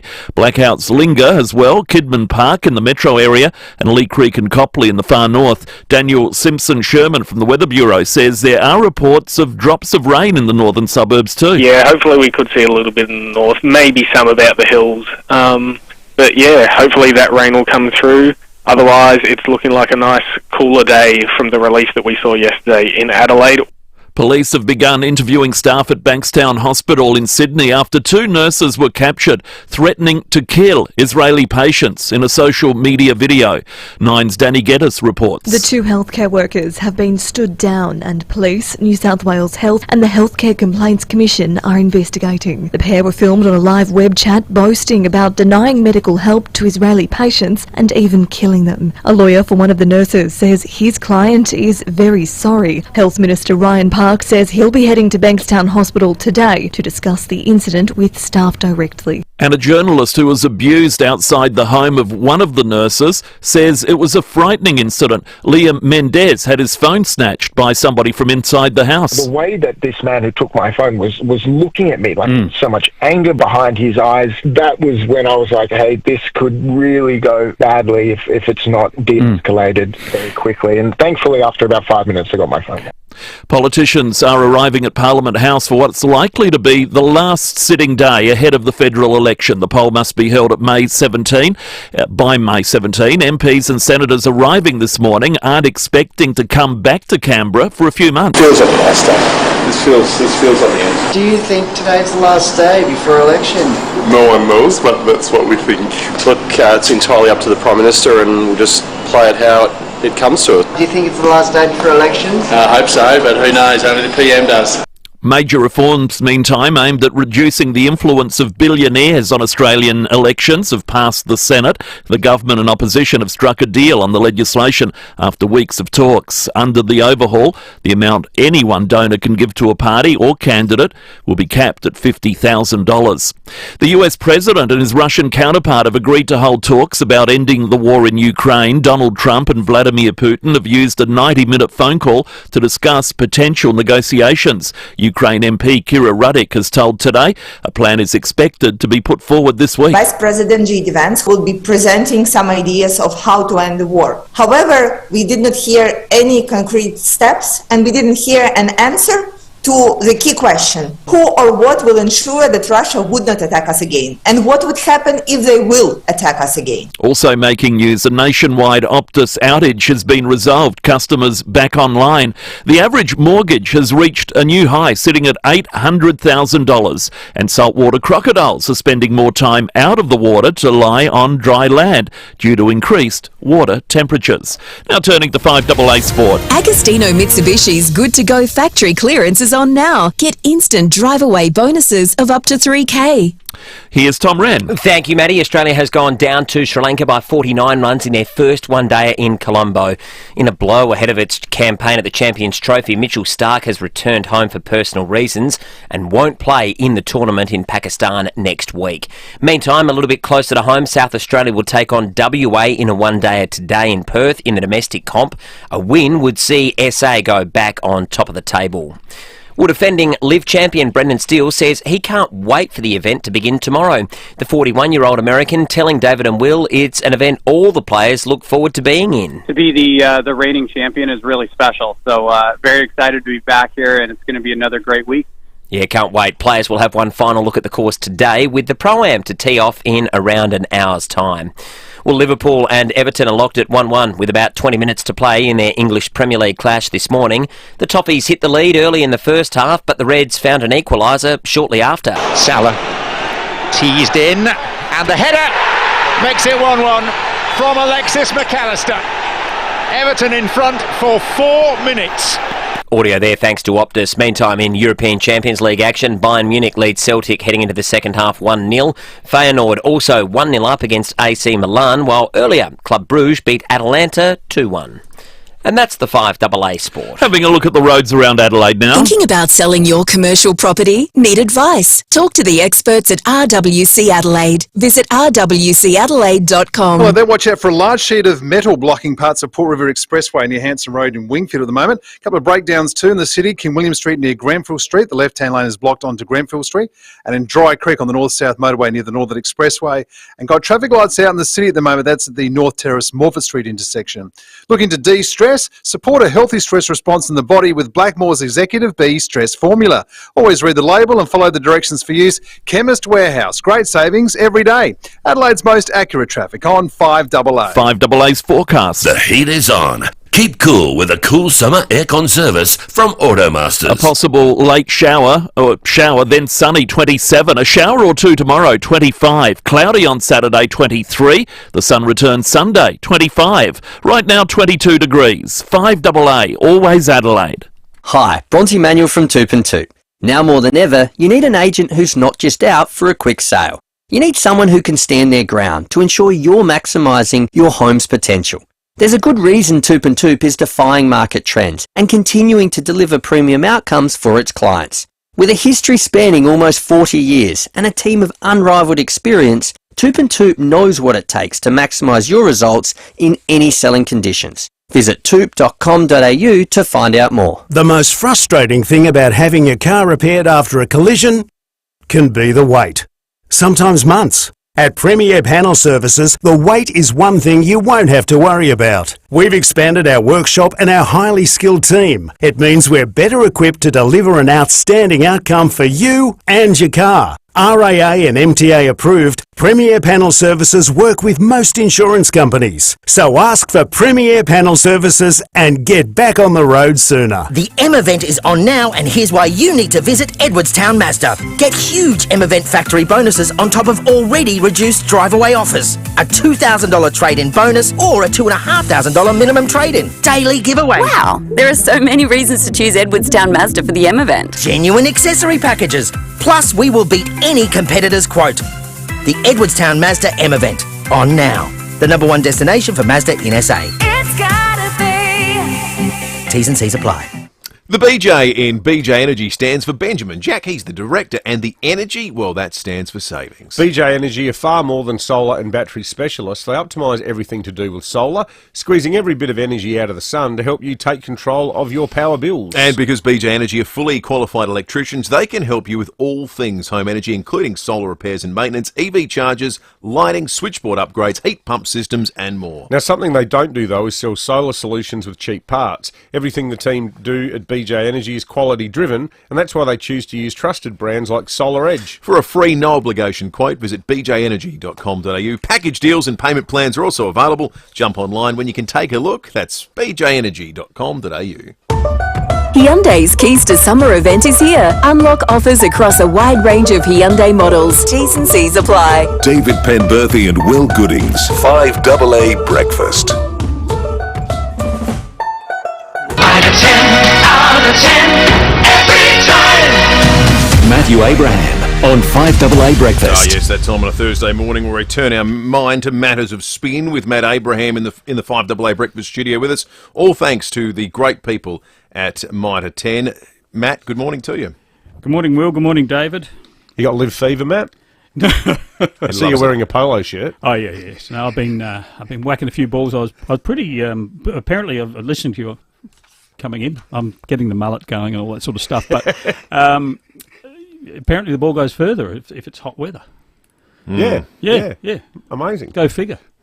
So 42-degree day, you belt it out into the Gulf. That's right. As in GULF. As Professor Julius Sumner would say, atmospheric pressure does the job. Why is it so? A glass of water. Please. I just listened to you driving in, talking about these two nurses who I think are going to be ex-nurses from Bankstown Hospital in Sydney. Sydney's west, isn't it? Yep. Yeah. And just the horror of that. If they're just operating, if that's just their view and no one else's view in the hospital, that's bad enough. But is it the view of other nurses in that hospital who have similar? Well, surely not. Okay, I don't know. I mean, I wouldn't want to malign any of the nurses in that hospital except these two clowns. But can you imagine if you were a Jewish family whose parent or children had been treated in that hospital and something bad had happened to them? You know, they died unexpectedly or something. Yeah. Wouldn't you be thinking, well, wait a minute. These two idiots say, I would kill you if we knew you were Jewish. I mean, you'd be terrified. You would not go to that hospital. We do know that in Sydney on the 8th of October, a couple of years ago, the first reaction of several thousand of our so-called fellow Australians was, let's drive to the Opera House and celebrate what in our eyes was a great event. Yeah. So, yeah, there's more than a couple of people with concerning views in that town. And then we've got this weird situation with the tooth case in the ABC, which is just bizarre, where this broadcaster was on air for 3 days, got sacked after 3 days of a 5-day contract. You know, why the ABC didn't let the contract just run its 5 days and then sort of see you later, never to be seen again, I don't know. But I'm just reading here in the Times, this was during the week, earlier, the ABC lawyers were forced into an embarrassing backflip on the ABC's defence that Middle Eastern, Arab or Lebanese races do not exist. Barrister Ian Neal SC said the ABC would change its opening submissions to reflect that it did not dispute or contest that the Middle Eastern, Arab or Lebanese races existed and that Lattouf was one or more of those races. Now here's a little story, this is true. When I started at the ABC, I went in at very short notice because I found out about the ad, and I went in and I said, look, I'm not really dressed, for a job interview. And they said, well, it doesn't matter. One of the people on the panel's blind, so you can come in your pajamas. And she was a terrific broadcaster. But so I started on day one, and the station manager came up to me and we were talking, and I let it slip that my dad was from Lebanon. And he went, oh, and then he vanished up the corridor to his office. And a couple of minutes later he came back. And I said, what are you doing? He said, I've, you're Lebanese, I've just put you in our sort of diversity spreadsheet, in terms of... Now that manager was Steve Ahern, who was the manager in Sydney who hired, and I think had to fire, Lattouf. And here's the ABC now, I don't know, 30 years later, having to admit that, yes, Lebanese people do exist as a race. So what happened? Did you get expunged from the spreadsheet at some point in the last 3 decades? I sent this to Chris Kenny as because he wrote about the Lattouf case, an excellent article in the Australian, and he sent a text back saying, so you were the first diversity hire of the ABC. I said, we've got to get in somehow. I didn't care. But it's a pity you didn't work together, because you could have sat in the corner of the office with your little cedar flag in the background, a bowl of hummus. And, exactly. Share your falafels. Exactly. Anyway, no, what a lot of tokenistic nonsense, though. I know that's apropos of nothing, but what a bizarre! It's just bizarre. I don't know why they dropped that defence. They go down really well. God. A crazy case. Now, I have been doing a little bit of homework as well, apart from telling you fascinating anecdotes. We've had in Victoria 2 by-elections. One was in Werribee, where there was a big swing against Labor, but they held the seat. Now, the swing was quite impressive, nearly 17% on first preferences, but they held it by about 400. So a little bit of parallels here almost with Dunstan and by-elections. That's fine. That was almost a conventional by-election. But the seat of Prahran, which is Victoria's smallest electorate. La-di-da too. Yes. Toorak Road. Exactly. Now, Prahran Markets. That Greens have won that in 2014. So it was a Liberal seat. The Greens won it in 2014 from the Libs on Labor preferences. They won it in 2018 on Labor preferences. And then they easily won it on their own in 2022. So there's a by-election because the sitting Greens MLA, a guy called Sam Hibbins, resigned. Don't know why. And what's interesting here is Labor didn't field a candidate. So because the Victorian Premier decided that Jacinta Allen, who's going great guns over there, decided that, we haven't won the seat in a quarter of a century, so we won't bother. So they didn't field a candidate. The Liberals won it back. When I say won it back, they won it back, after 3 terms, with a 13, nearly 14% swing, two-party preferred swing. They beat the Greens, so they took the seat off the Greens candidate. It's very interesting to me when we look at seats like Sturt here, where the Greens think, we're a chance in Sturt and so on. How potent are the Greens as an electoral force if you take out Labor preferences? And we see here in seats like this that they're cactus. In 2022, they didn't need Labor preferences. And I do wonder whether there's a big shift going on in terms of what you regard as comfortable middle-class voters who previously saw the Greens as sort of this cosy little touchy-feely happy party where, you recycle your plastic bags and all that sort of stuff. Protect the trees. To a party that's become a radical left, pro-Palestinian, anti-Israeli party. And quite stridently. The other thing they had going for them in 2022, the Greens, was Scott Morrison. There was that huge middle-class female vote against the Liberals under Morrison because of the view that he'd been tin-eared and often offensive in the way he'd responded to things like the Brittany Higgins rape allegations. A lot of a very strong middle-class view that he was doing nothing on climate change. So you take him out of the equation. I reckon he was worth, I don't know, 3 4-5% for the Green vote. And if you're talking specifically about their ability to perform in more affluent areas too, their housing policies aren't going to be attractive to people in those areas where they want to scrap negative gearing, capital gains tax concessions, and all that kind of stuff. It's desperately unpopular in those parts. Yeah, and like the world has changed, and like to wind back to the framework around the opening discussion here.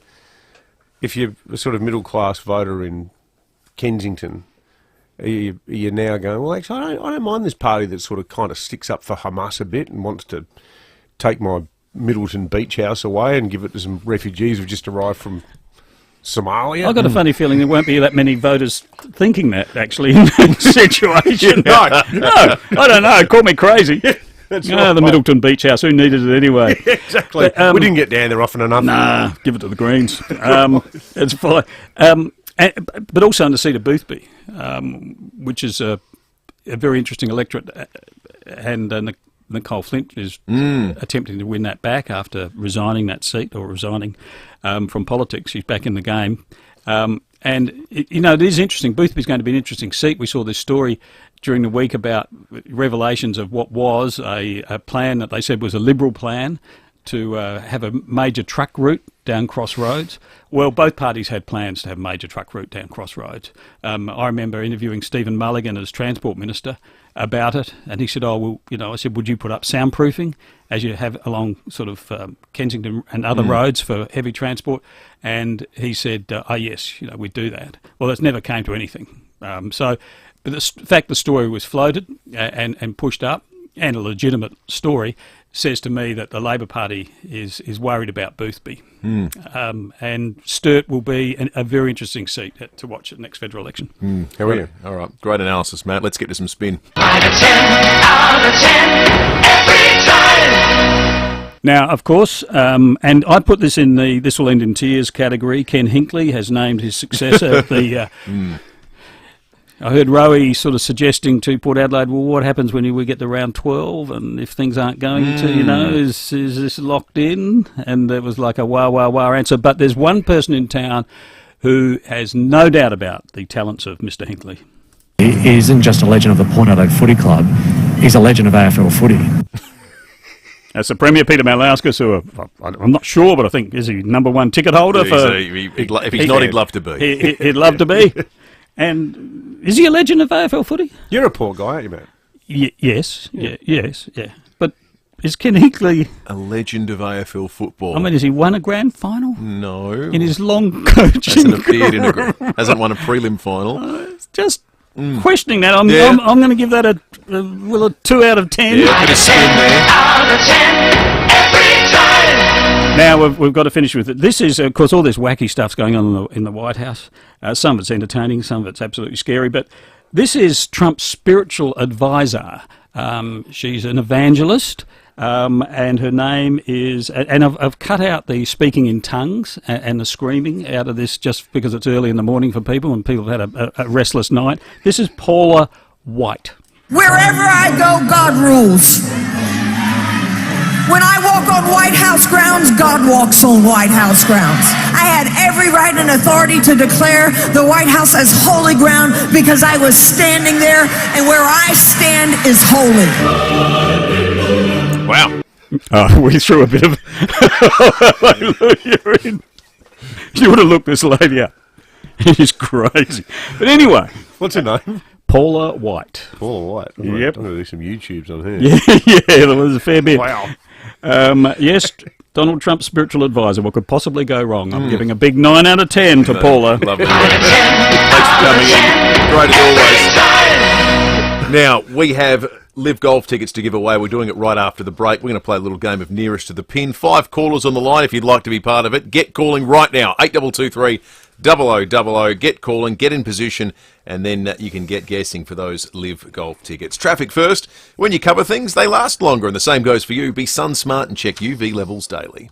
Guys, watch out for a random sheet of metal that's on the Port River Expressway at the moment, causing some issues. It's near Hanson Road in Wingfield there. A couple of breakdowns too, causing problems in the city. King William Street near Grenfell Street, and the left-hand lane is blocked onto Grenfell Street. And in Dry Creek on the north-south motorway near the Northern Expressway there. Traffic lights out too in the city at the moment at the North Terrace Morpeth Street intersection. February 19 is the Anytime Fitness Day Zero sale. Sign up for $0 and get 4 weeks free at your local Anytime Fitness Club. T's and C's apply. Adelaide's most accurate traffic on 5AA. It all started with a pen and paper 35 years ago. Lots of ideas and a ton of innovation. Nothing's changed. Beechwood Homes is still building stunning bespoke homes right across South Australia. Under construction right now is another Beechwood Homes masterpiece at Blackwood Park. This new display home will showcase Beechwood's dedication to cutting-edge design, craftsmanship and innovation. If you can dream it, Beechwood Homes can build it. Life's good. It's even better in a Beechwood home. Gone are the days of bulky solar panels. NRG Solar is ushering in a new era of sleek, efficient solar technology. With just a few panels, harness the power of the sun like never before. The equation is simple. More efficiency, more savings. Join the revolution with NRG Solar. Discover simplicity at 1275 South Road St Mary's or online at nrgsolar.com.au. NRG Solar, for a brighter, more sustainable tomorrow. Ignition for Men. Adelaide's home of impeccable class and style offer a range of suits by leading Italian brands, including tailor-made wedding packages for the groom and groomsmen. Order 3 tailor-made suits and pay just $799 for each. Order 4 or more for just $749 per suit. Phenomenal value for a quality tailor-made suit. See Ignition for Men for tailor-made wedding packages. 54 Paynham Road, Stepney. ignitionformen.com.au. T's and C's apply. I'll grab a few people I know. We'll mark out some places to go. There's no invitation, just a destination, and that's the best freedom I know. Jump in the Jayco. Jump in the Jayco. Yeah, that's the best freedom I know. Make your next business or social event unforgettable at the newly upgraded Spheris. Have your next meeting, private or corporate functions in one of 5 unique spaces, featuring natural light, parkland views and in-house AV for a seamless experience. Choose from the chic Paradiso Bar, modern studio or grand marquee and starlight rooms, whether for 30 or 350 guests. We tailor every detail to your needs and budget.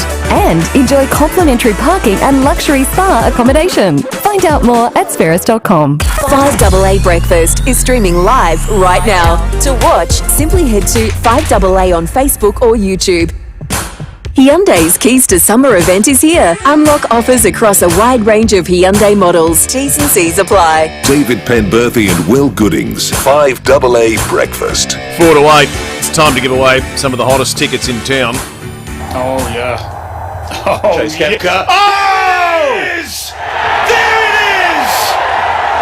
is! What a great moment. You could hear it.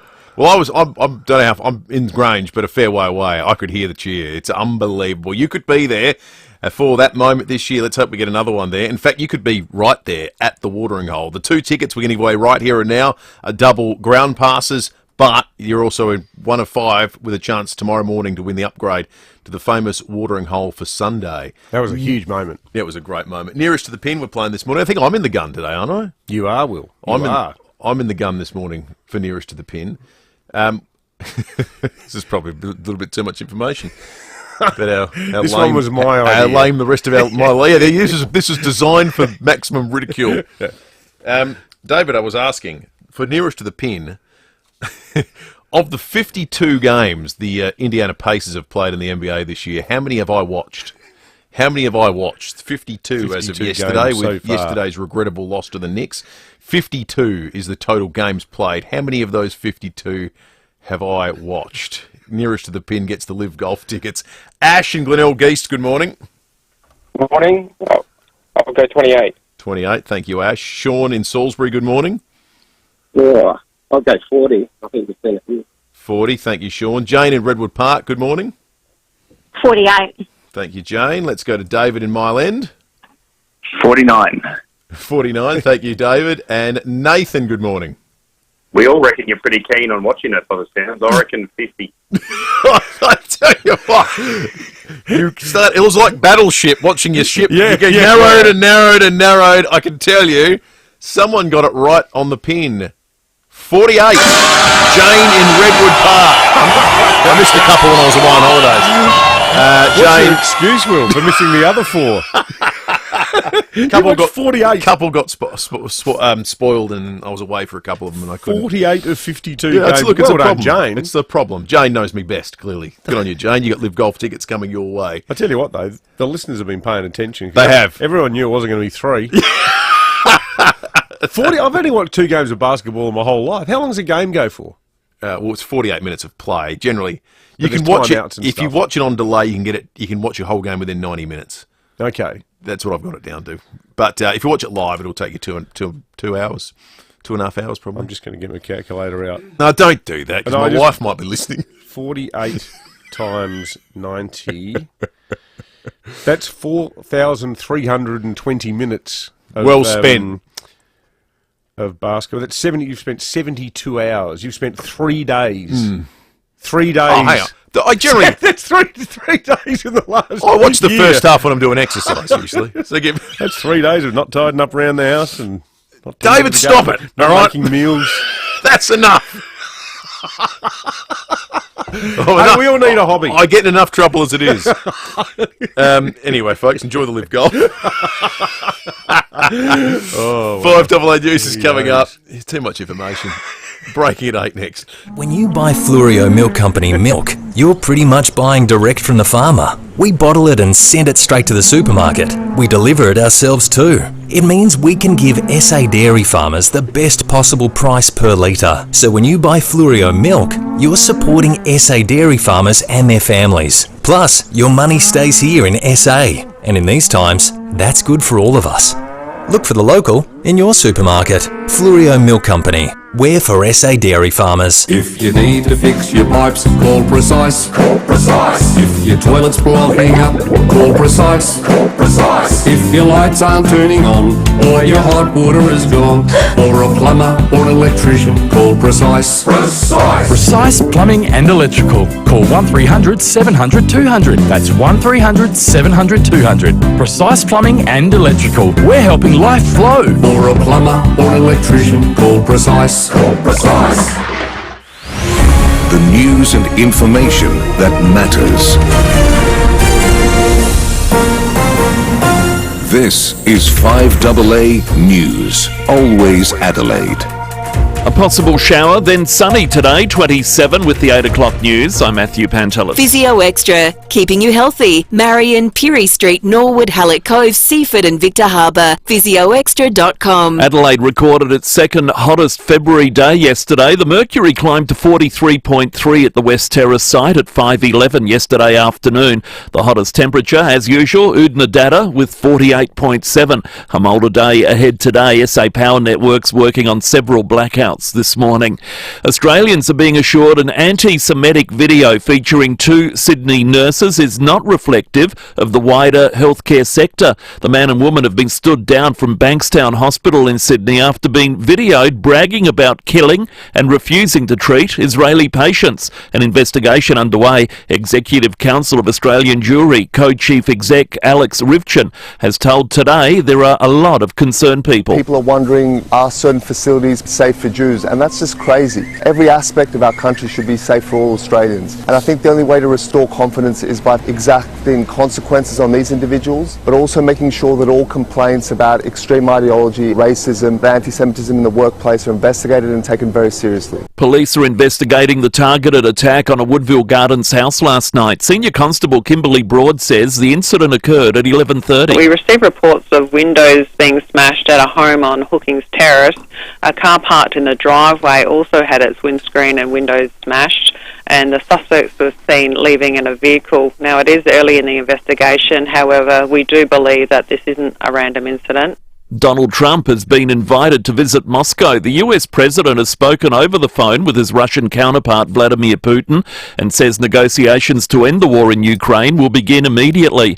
The call came within hours of wrongfully detained American teacher being released by Russia over 4 years, as White House Press Secretary Catherine Leavitt explains. Mark Fogel, an American teacher detained by Russia, was returned to American soil and met with the president here at the White House last night. Special Envoy Steve Witkoff and the rest of President Trump's incredible national security team helped to negotiate the exchange that secured Mark Fogel's release.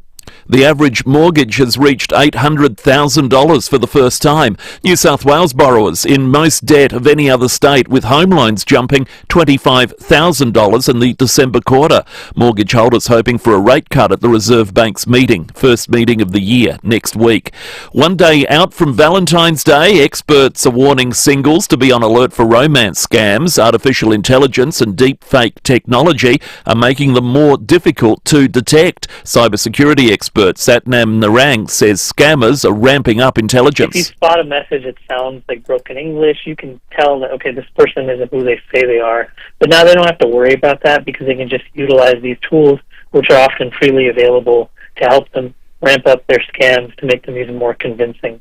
And Saudi Arabia is banning alcohol at the 2034 World Cup. The country's ambassador telling the UK booze will not be allowed in any location, including in hotels. Turning to 5AA Sport. Agostino Mitsubishi's Good to Go factory clearance is on now. Get instant drive-away bonuses of up to $3,000. Sounds fun. Here's Tom Wren. Thank you, Matthew. Australia has been stunned by Sri Lanka just days out from its campaign at the Champions Trophy. After a dominant test series, the Aussies have been beaten by 49 runs in the first one-dayer in Colombo. In other matches ahead of the tournament, India has hammered England by 142 runs, while Pakistan beat South Africa by 6 wickets. Well, Liv golfers will get one final look at the Grange Golf Course today, with the Pro-Am to be held at Grange this morning. Cam Smith, the Aussie, is among the favourites as he lines up for his Ripper GC team, who are looking to go back-to-back in the team event this year. Well, Port Adelaide is confident it can make its succession plan work for next year after announcing Josh Carr will take over from Ken Hinkley. Hinkley will still coach for one final season in 2025.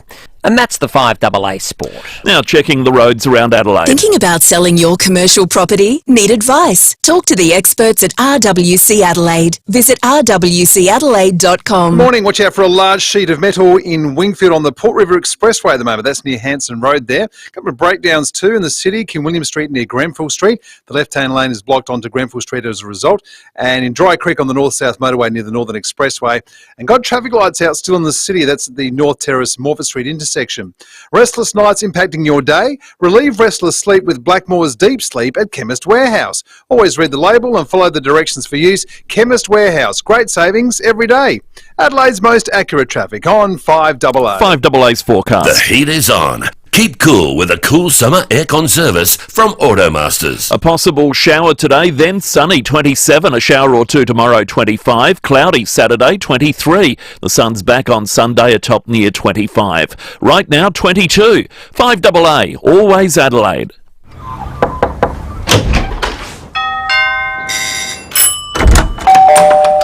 Come on in.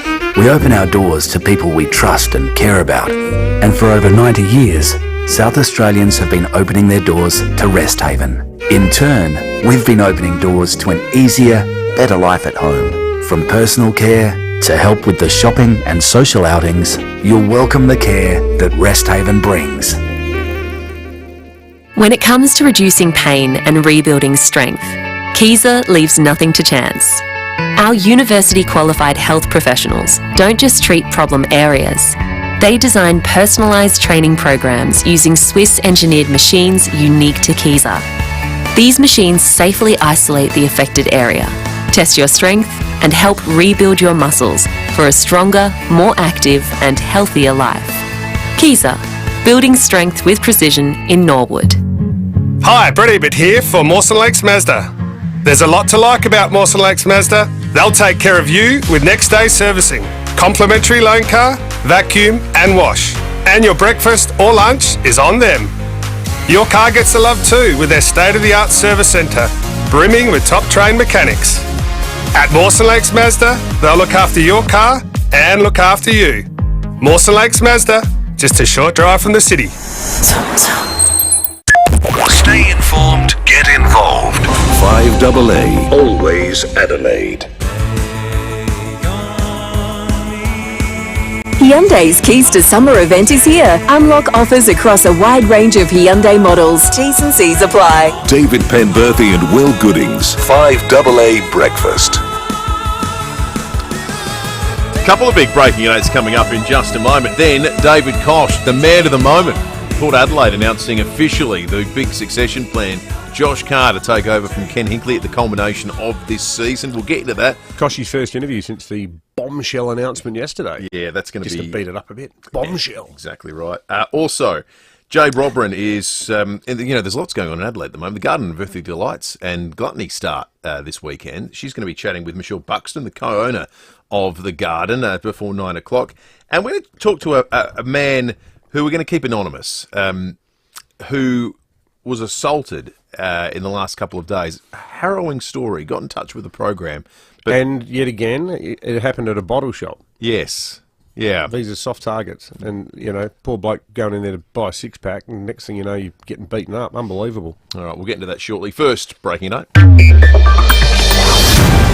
Well, it's a well-known fact here in Adelaide right now that we've had no rainfall of any note for a very long time. For those of us who live in the city, all it means is you sit there looking at your agapanthus wilting in the sun.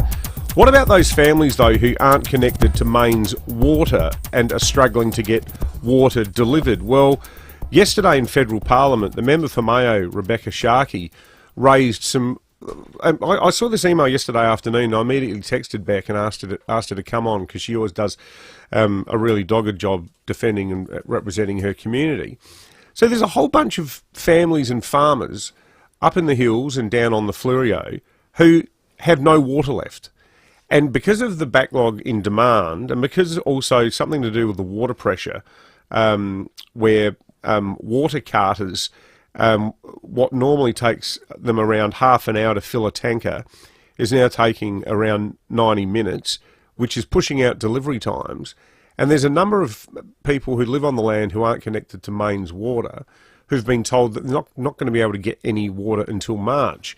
As I said, we do have Rebecca on the line. Rebecca, thanks for joining us. I couldn't believe this story when I saw what you said yesterday. It's just heartbreaking, and I started receiving some emails on this late last week, and we thought, well, what can we do? I'd just say it's not just people on farms, it's also many of our townships, Cape Jervis, Rapid Bay, Macclesfield, Second Valley, people in Summertown, people in Upper Sturt, many are only reliant on whatever they catch on their roof. And the tanks are empty. And talking with some of our water carters, they've got more than 50 people that they're waiting to get water to. And you're right, it's taking a lot longer than it used to because of water pressure. So it used to take a carter around half an hour, 35, 40 minutes to fill up a tank. It's now taking up to an hour and a half because of water pressure. So I've been back and forth with Minister Close's office, because back in the day, when it was ENWS, they used to provide water carters with dynamic mapping, where there's good water that they can pump out, good flow rates. But when it changed to SA Water, that dynamic mapping didn't carry over for the carters. So many of them are travelling to pipes that are taking a long time, or they can't get water out of. But if they had that dynamic mapping, that would help address and also minimise the distance between them, travelling to get to a customer. So we've put that forward to the Minister. I'd like to think that, SA Water have got tankers, could they help out? Because what we don't want to see, and we're already hearing a couple of reports that, there's some cowboys entering the market and offering water, and a bit dubious about where that water's coming from. Yeah, right. Or that there's even concern that, maybe fuel tanks might be converted. I think a couple of CFSs have been approached, and the problem is the water in their tank is often contaminated. So you just have to be really careful. And so I've been really appreciative of Minister Close's office working so closely with my team. I know I'm federal, but, people ask me, how can we fix this problem, Rebecca? So we think, well, how can we do it? Yeah. Well, we'll follow it up with the state government too, Rebecca, and we'd love to hear from any of the families who are on the land and are affected, because as you said yesterday in your comments in Parliament, for some of these families, they've actually had to leave their homes. It's a major issue. Good on you, Rebecca. Thanks for raising it. We'll catch up soon. Now, we've also had Tom Wren wander into the studio with his jacket on, which means he means business. You can see it on the Facebook and YouTube live stream, and we haven't played the end of Breaking at 8, which means, Rennie, what's going on? Well, a lot of talk about Liv, and obviously we've got the third instalment this year. What's going to happen, here in Adelaide beyond this year and beyond the current contract that the government have got with Liv organisers, and I think a lot of people, fearing that interstate is circling. Now, my understanding this morning is that Liv organisers and the South Australian government have been working hard behind the scenes, and there was even some hope that an announcement would be made prior to the event this weekend. Now, my understanding is with everything that's happening in Whyalla, the Premier has been extremely busy and clearly attention's been diverted there, and with good reason. But with key stakeholders in the rooms, eyeball to eyeball this weekend, it's hoped that we will hopefully have an announcement extending Liv beyond the current contract. Now, which is one more year. It's yes, a 4-year deal. My other understanding is that perhaps the one sticking point at the moment is length of agreement. Length. What can I ask you this, Rennie? What have you heard in the traps then? Because our old producer here, Michaela Kamarak, who used to work on The Breakfast Show last night, broke the story that maybe if there's some agreement in the future, maybe North Adelaide's the home, no longer Grange. Have you heard anything about that? Not out of the question, absolutely. I think... Really? Yes, so... Well, our other producer, Jono, was chasing a rumour that there could be some sort of upgrade of the South Course. And that the South Course at North Adelaide could become the home of Liv. So what I also understand is that Liv are very happy with Grange. The government is quite happy with, the current arrangement at Grange, but potentially other factors at play. Members, perhaps a growing discourse amongst a few of them, with course being out of action, everything else at play. So the idea is being mooted. Now, we had the Liv party last night at Sky City, so whether or not there could be a potential partnership with Sky City and North Adelaide, very close proximity. Interesting. There's no infrastructure at North Adelaide, is there? It would need a significant upgrade, I would think. Yeah. Great cause. If it was to happen, yes. But I think, so that's all, I think that ball is still very much in the air. Okay. But I think the government is working, and Liv are working towards an extension, which I think is a good thing. But I think at the moment there's a bit to work out, and it is length of agreement. So hopefully we're able to get some kind of headway in the next few days. I like the idea of the Parklands Preservation Authority being asked for comment about the prospect of Saudi-owned steel being used to create 4 days' worth of alcohol-fuelled party infrastructure. I don't think it's out of the question. Look, it could still well stay at Grange if they're able to nut it out. I mean, it's worked very well for the first 2 years, and I think it will again this year. Great. But I think there's a bit to work through. But it does seem like Liv, my understanding is, are very keen for this partnership to continue as other government. That's the key bit. Absolutely, and I think because of Whyalla and everything that's been happening there, the government's attention has clearly been diverted with good reason. You don't want to stand up this week as Premier saying, good news, we've got another 50 million for whatever that isn't related to people in Whyalla waiting to be paid. Yeah, but with all the power brokers here this week in town, here to nut things out, I think we could have something, maybe early next week or by the end of the weekend. Good one, Rennie. All right, thanks, boys. We've got a smart dialer to give away. If you've got a sound off to provide us, 8223 0000, sound off for the smart dialer. Something you want to get off your chest, big or small, fire up and get calling now. You win yourself that magnificent device. Every family should have one, if not one, then even two. if you're not frail. Exactly right. It just gives Just you for the peace hell of of mind. Well, they're just great to have. They're great devices, great company, great family, the Steels. You might as need well. one for the 48 games of basketball you've been watching. A few people have been just asking, in case am I truly married? No, I'm married. Only to ESPN. I tell you what the secret is. Marry a sports fan. That's what I did. Yeah, that's true, That's actually. the secret. That is true. All right, we're going to check traffic, and when we return, David Koch is going to join us, and we're going to talk about the Port Adelaide succession plan. Looking forward to that. When you cover things, they last longer. Same goes for you. Be sun smart. Check UV levels daily. Thanks, Will. Watch out for a couple of breakdowns at the moment. One in the city, King William Street near Grenfell Street. The left-hand lane is blocked onto Grenfell Street as a result. And one on the north-south motorway near the Northern Expressway there. Also watch out for traffic lights out in the city at the moment, North Terrace, Morford Street intersection. Got cameras to watch out for today, Harris Road, Vale Park, and the Southern Expressway, O'Halloran Hill. And don't forget the speed limit now down to 50 on Only Road between Wattle Street and Greenhill Road. This is your invitation to the Audi Open House Sale event. Offers available across a wide range of Audi models. Visit your Audi dealer today to find out more. T's and C's apply. Adelaide's most accurate traffic on 5AA. The 5AA Sports Show. Rowie and Timmy G. The biggest story in South Australia. The succession plan is on. Ken Hinkley has advised the club that he will step aside from the senior coaching role at season's end, with current assistant coach Josh Carr appointed as his successor. The 5AA Sports Show. It's a long time to carry that candle from round one, isn't it? Weekdays from 4 p.m. on 5AA. Always Adelaide. Tickets for the Hospital Research Foundation Home Lottery are over 50% sold. It's not too late. You could win the life-changing $3.5 million Scott Salisbury Grand Prize in Somerton Park. Fully furnished with $500,000. You could be living the dream mortgage-free. HomeLottery.com.au. Life-changing prizes. Life-changing impact. HomeLottery.com.au. Licence M14673. Beechwood Homes, Adelaide's leading bespoke home builder, celebrates 35 years. Over that time, they've helped many hundreds of people realise their dream of building a home exactly how they envisioned it. That's the wonderful thing about building with Beechwood. There are no set plans, no set rules. It all starts with a pen, paper, and your ideas. Just like it did 35 years ago. If you can dream it, Beechwood Homes can build it. Life's good.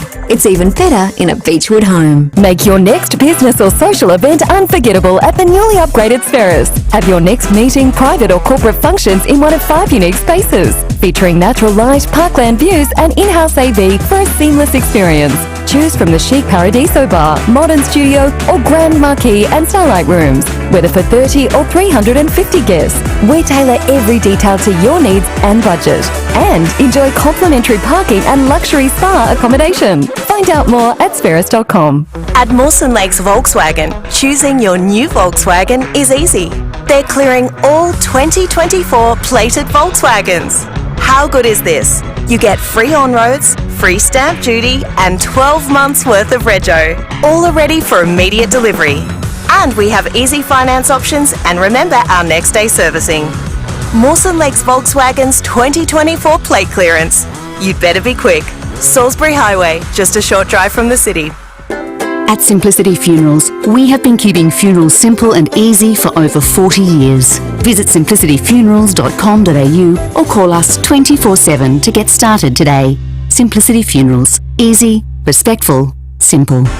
Rosanna Mangiarelli here from 7 News. Join me and Will Goodings for Adelaide's leading news hour, 7 News, tonight at 6 o'clock. Hyundai's Keys to Summer event is here. Unlock offers across a wide range of Hyundai models. T's and C's apply. David Penberthy and Will Goodings. 5AA Breakfast. And they could never tear us apart. David Koch on 5AA Breakfast. Well, Ken Hinkley mentioned the Never Tear Us Apart. He was there when it began. He talked about it in what was at times a quite emotional press conference yesterday, the official announcement of the handover that will happen at the end of this season. David Koch was there overseeing it all, and he joins us in the 5AA Breakfast studio, as Morning, always, gents. on a Thursday morning. Koshy, good morning to you. Good morning to you. Great having you here in the studio, Koshy. Yeah, Wearing your tourism hat, you're obviously here for Liv. Is that for Liv? Yeah, yes. that's so the thing. Liv launched last night, which was terrific. So should be a good weekend. What about your timing, though? Where do we start? No, there's a bit to talk about. I rang Lucy this morning and said, "What are the topics today?"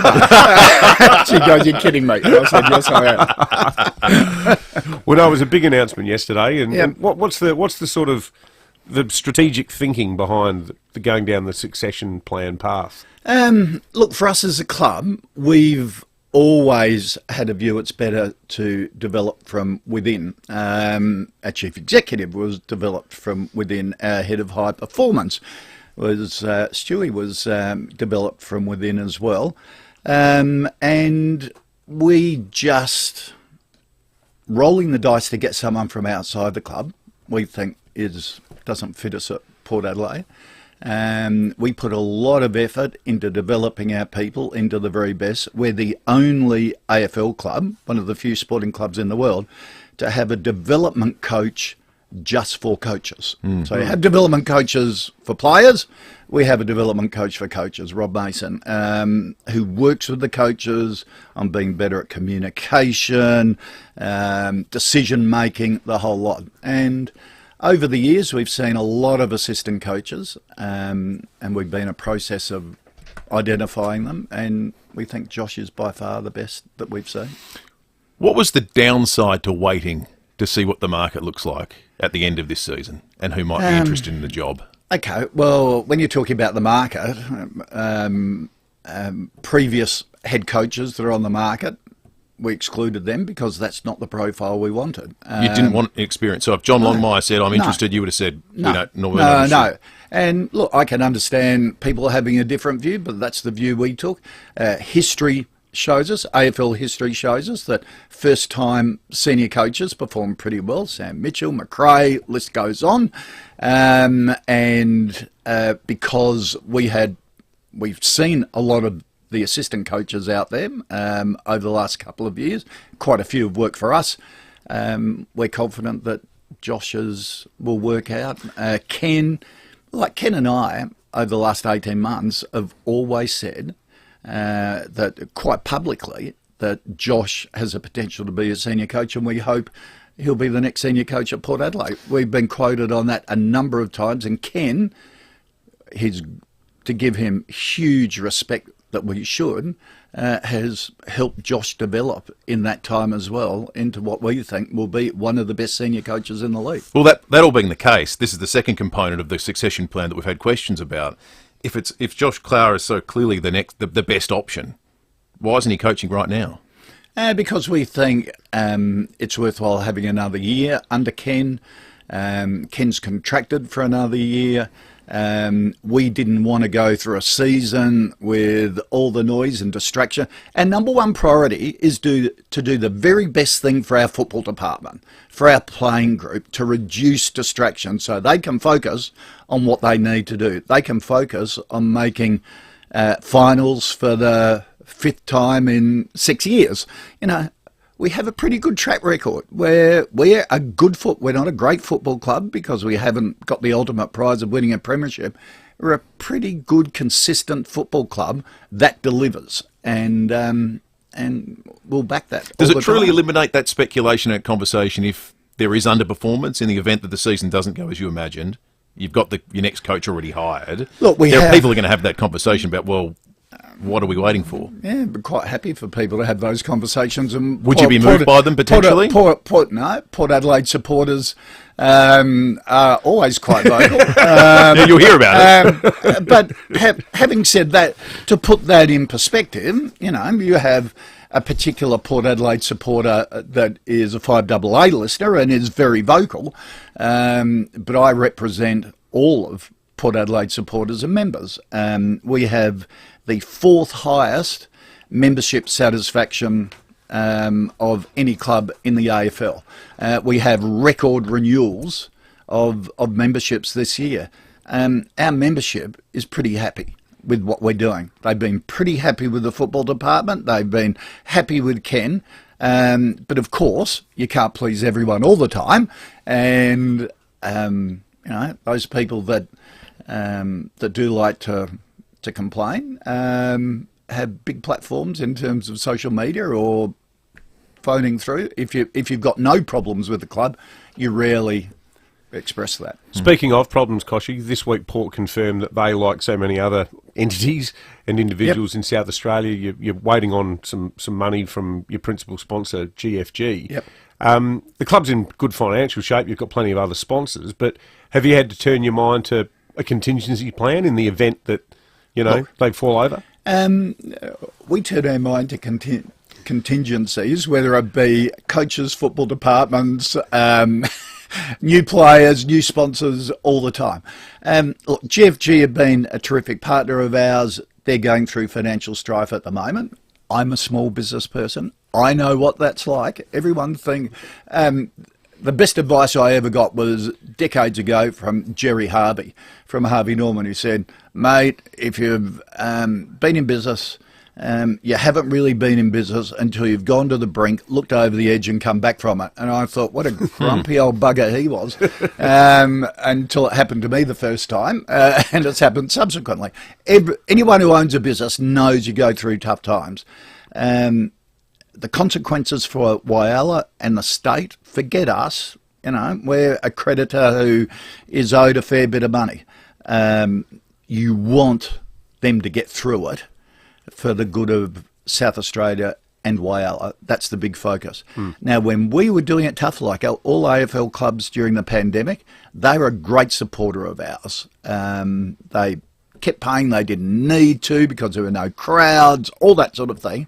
But they did, they stuck by us. So we'll stick by them and wish them well to hope they get through it. Good stuff. Great to see you here, mate. Yeah, thank you for having me. And, so where you in the watering hole? You're going to be, pouring a beer on top of your head and taking your shirt off and stuff? No, I won't be doing a Kane Corns and taking my shirt off to give a comment. Put your shirt back on, Kane, will you? We should get you in just ahead of the showdown. We can be rude to each other face to face. That'd be good. All right, you're on. We can arrange that. Yeah, we'll have a bit of fun that day. Absolutely. Right. Good on you guys. Enjoy the golf. Yeah, thank you. The King Anniversary Sale is on now. Save up to 50% on selected Australian design award-winning furniture. So why buy ordinary furniture when you can come home to King? Sale on now. Shop online or visit a King Living showroom today. Adelaide's local, trusted and truly connected talkback radio station. 5AA. Always Adelaide. Steinborner has done it again. The Jack T9 Ute has landed at Jack Motors in Gawler. Enjoy a 5-star ANCAP safety rating, 7-year unlimited K warranty, 7-year roadside assist and 7-year capped price servicing. The Jack T9 impresses with a turbocharged diesel engine, 4x4 dual range transmission, 3-ton towing capacity and can easily handle a full-size Aussie pallet with 1,045 kilo payload. All this from $45,980 drive away. Jack Motors, it's well worth the trip. Gawler, Barossa and Clare or at gawlerjackmotors.com.au. If your business needs finance fast, speak to Universal Finance right now. Universal Finance make business loans easy. Unsecured business loans and business overdrafts. Universal Finance can help your business now with same-day settlements in most cases. See Universal Finance in Kent Town or search Universal Finance. This is general advice only, and you should consider the terms and conditions before determining whether this advice is suitable for your situation.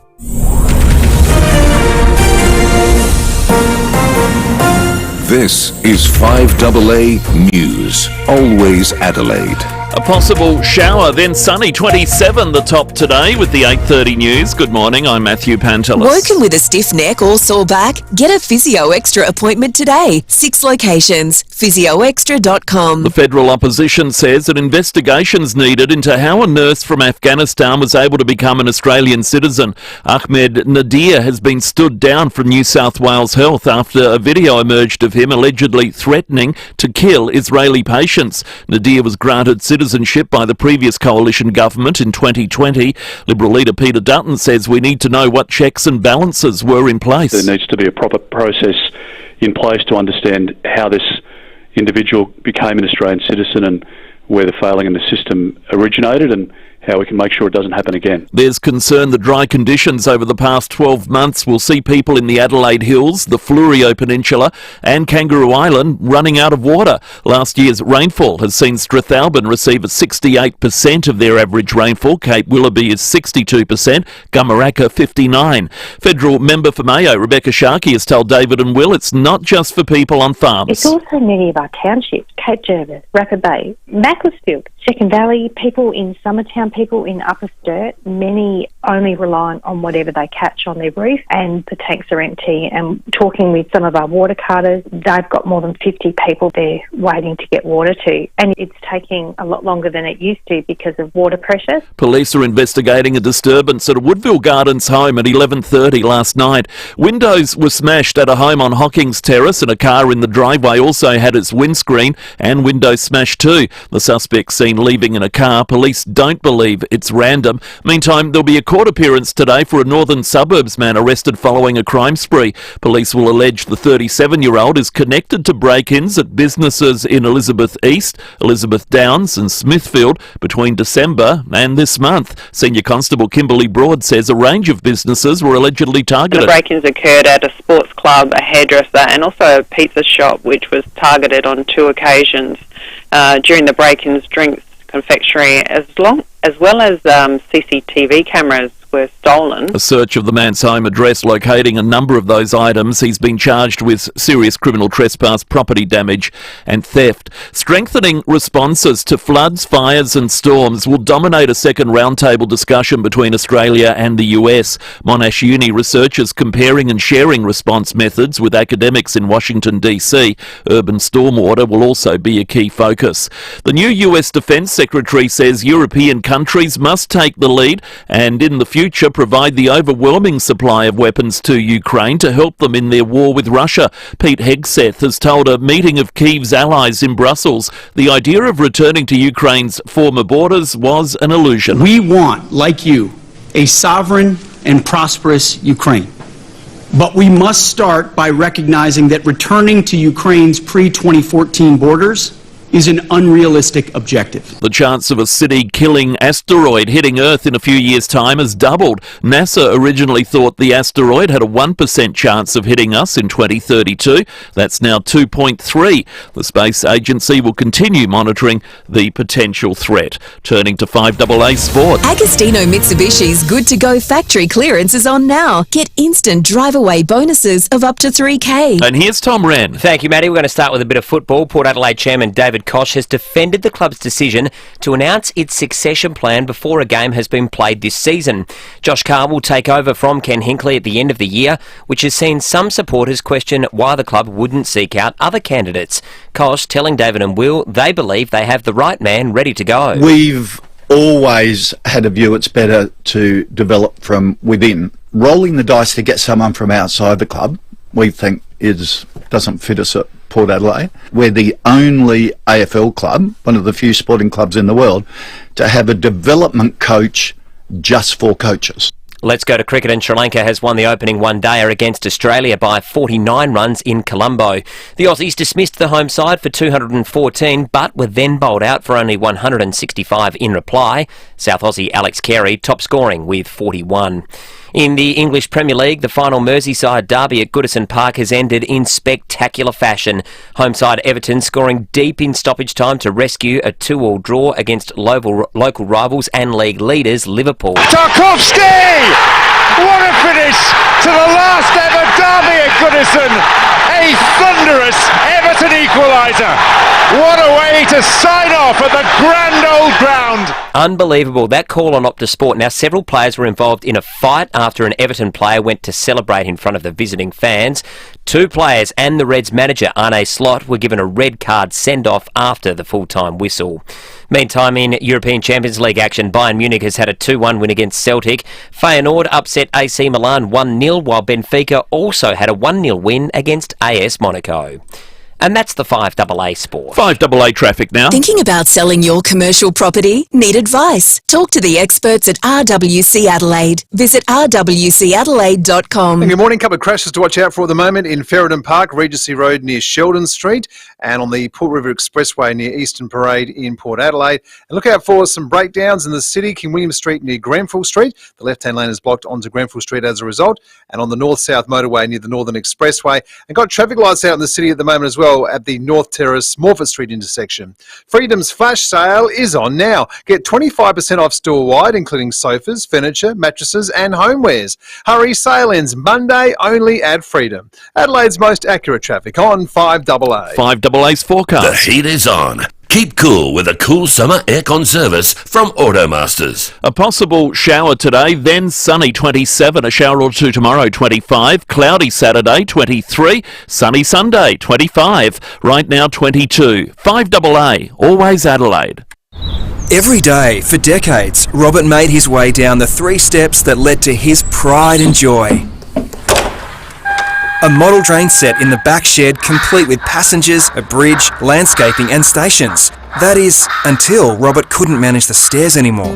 That's when his wife turned to Anglicare SA. With some planning and ramps in place, Robert can get back to what he loves, and his wife can too.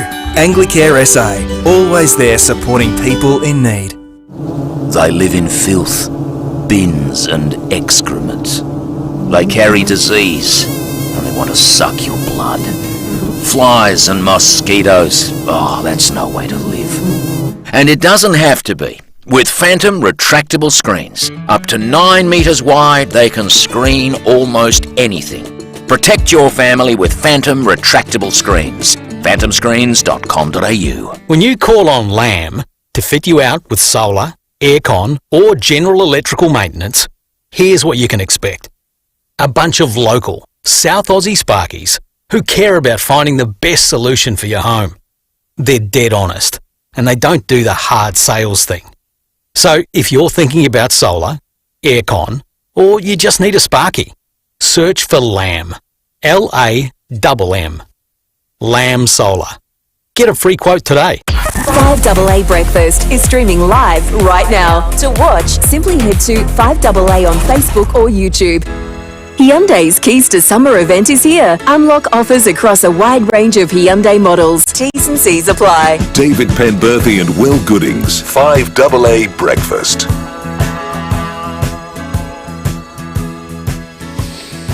21 minutes to 9, Jade Robin out the road very shortly, talking about the opening of the Garden of Unearthly Delights with co-owner Michelle Buxton. We'll get to that before 9 o'clock. Well, our next guest was the victim of a crime which maybe has not become more frequent, but the particularly violent and unpleasant nature of it is the really alarming thing, and it's something we've seen at what we call these sort of soft target premises, bottle shops in particular, around the state and pubs, where all sorts of violence is unfolding.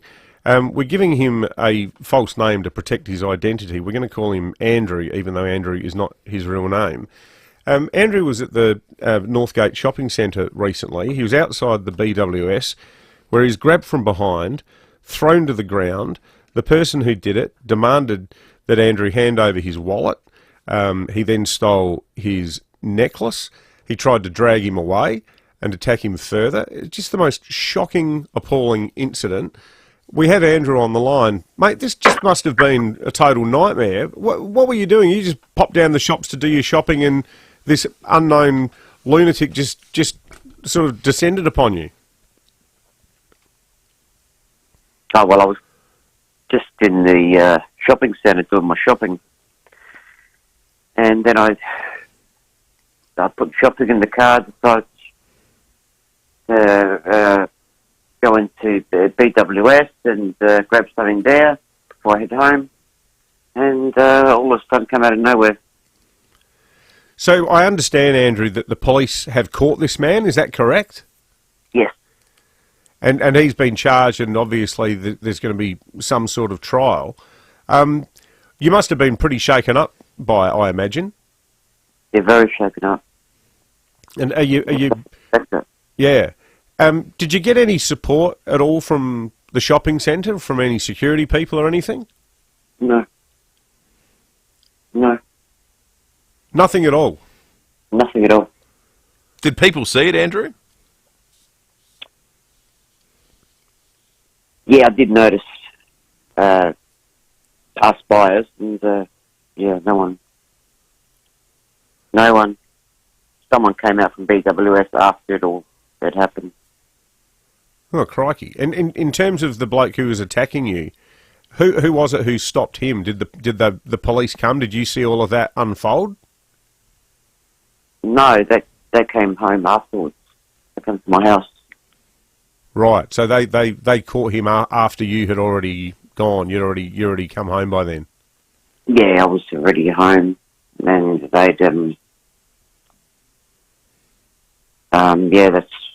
I was already home, and they came to my house with ambulance to take a statement and ambulance to check me out. How are you going now, Andrew? Have you physically recovered? Just pretty sore and shaken up. When did it actually happen, mate? It happened on Monday. It was around 7:45. So that was this Monday. So only 3 days ago. No, sorry, the Monday prior. The Monday prior. So last Monday of last week. Are you getting any sort of ongoing help? Have you got a circle of friends or family who are sort of helping you through this, mate? Because it would have been a pretty harrowing experience. Yeah, I've got friends, family, having some counselling done. Yeah. And do you know, will you need to give evidence at the trial, do you think? Possibly. Have to do an ID. Yeah. But he's been clearly caught on CCTV footage. So they've got that security footage. Well, that's good. You'd think they'll be able to identify the guy, and that'll show all the... Yeah, he was arrested on Wednesday, 2 days after. Or not even 2 days after. Yeah. Well, mate, you take care of yourself, and thanks for sharing your story. It's obviously pretty difficult to talk about, so fresh, only a week and a bit on. And a good thing that he's been caught. I think the shopping centre might have a bit of explaining it. It doesn't sound like they were particularly helpful, given what happened to you. But, mate, you take care of yourself, and thanks for sharing your story with our listeners. It's a good reminder, Andrew's story, that when these things get reported and we talk about them, and there was a shop theft here and there, and someone barged in, and there are other elements to the story that don't necessarily always get explored, like the person that was just doing their shopping out the front that got inadvertently attacked. I mean, it's all reported as a shop theft. Yeah. Or the person behind the counter that got accosted in some way. Like, the minutiae of the stories doesn't typically, we don't get into, because either A, the police are investigating it, and they don't want to sort of reveal all those details for purposes of the court case and so forth. Andrew's stories is a good reminder that, you know what, there's people that have to live with these stories. Well, you remember a few weeks ago we were talking about an armed hold-up somewhere. We got a text from a lady who remembered the exact day and date in the 1960s when she was in a robbery. That's right. And, yeah, crystal clarity around it. Yeah. Because it affects you. It's a significant life event. And you do wonder whether its significance is necessarily... Because you quite rarely hear people like Andrew telling their story. No. They're just sort of... You know, it's a 6:45. This happened overnight, and meanwhile someone's died in a motorbike crash. Like it just sort of comes and goes. But it doesn't go for the people who've been through it. Not for the people involved. Thanks for sharing, Andrew. Lots of sympathetic texts coming through on the police home care text line. We appreciate those. 044808 1395. We're going to check traffic and come back with more in just a moment. When you cover things, they last longer. The same goes for you. Be sun smart. Check UV levels daily. Yeah, guys, a couple of crashes to watch out for at the moment. One in Ferriton Park, Regency Road near Sheldon Street, and one in Port Adelaide on the Port River Expressway near Eastern Parade there. Look out for a breakdown too on the North-South Motorway near the Northern Expressway, and got traffic lights out at the moment in the city, North Terrace, Morford Street intersection. Beaumont Tiles' newest showroom is now open on Richmond Road, Marston, featuring Australia's best range of tiles, hard flooring and bathroom wear. You'll be happy you chose Beaumont's Richmond Road. Adelaide's most accurate traffic on 5AA. Ignition for Men. Adelaide's home of impeccable class and style offer a range of suits by leading Italian brands, including the unparalleled quality of Armani, Canali, Zegna and more. Ignition for Men. What you wear speaks volumes about who you are and where you're going in the world. Make your mark with Ignition for Men. Best fit, best brands. 54 Paynham Road, Stepney. ignitionformen.com.au. The BJ in BJ Energy stands for Benjamin Jack, the director, and the energy, well, that stands for savings. BJ Energy specialise in saving their clients money by harnessing the power of the sun. So book a tailored consultation with a genuine company you can trust. And remember, if they wouldn't put it on their own roof, they certainly won't put it on yours. BJ Energy only use quality materials and brands like SolarEdge. For a free, no obligation quote, visit bjenergy.com.au. Now have a listen to this. Over $100 million in transactions. That is a massive number. That's the value of commercial property transactions managed by Ray White Commercial Adelaide, and they've managed to do that in just their first year. And that's the kind of success you get when you work with the most experienced commercial market sales team in Adelaide. And what a team they are. Oliver, Harry and Jack, with over 30 years combined expertise, they're Adelaide's best in-class commercial specialists. They've mastered the art of helping property owners get the best price across every asset type, and that means it includes commercial office, industrial warehouses, retail outlets, childcare centres, medical facilities or prime development sites. They will have you covered. And you go to get to $100 million without word of mouth and people saying, we had a great experience, these are the guys you should use. Having local market knowledge with a strong national network of buyers looking to invest in SA, the team delivers results for everyone. Whether your property portfolio has one property or 10, RWC Adelaide can help you. So if you're looking to sell your commercial property for the best price and you want a stress-free process, with Ray White Commercial Adelaide, you're always in safe hands. Head to their website, rwcadelaide.com today. At Mawson Lakes Volkswagen, choosing your new Volkswagen is easy. They're clearing all 2024 plated Volkswagens. How good is this? You get free on-roads, free stamp duty and 12 months worth of rego, all are ready for immediate delivery. And we have easy finance options and remember our next day servicing. Mawson Lakes Volkswagen's 2024 plate clearance. You'd better be quick. Salisbury Highway, just a short drive from the city. Hi, I'm Lynn Andrews.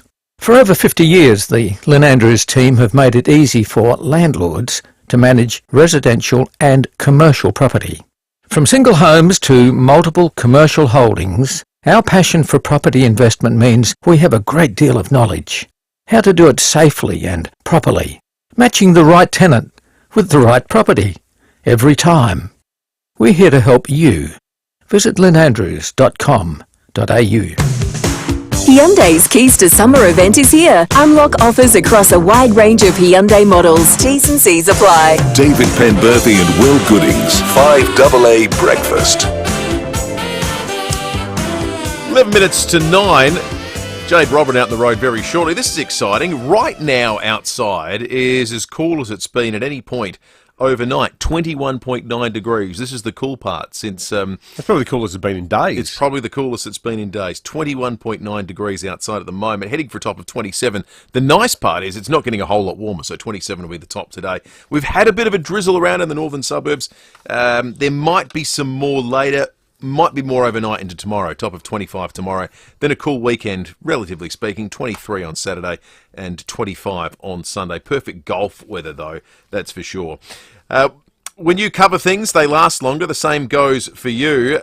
Be sun smart. Check the UV levels daily. I wonder if our listeners have got any views, and this is something we can continue the conversation tomorrow, but who'd like Liv at their golf club? I think we should have the conversation here and not whilst we're at the Grange Golf Club. Yeah.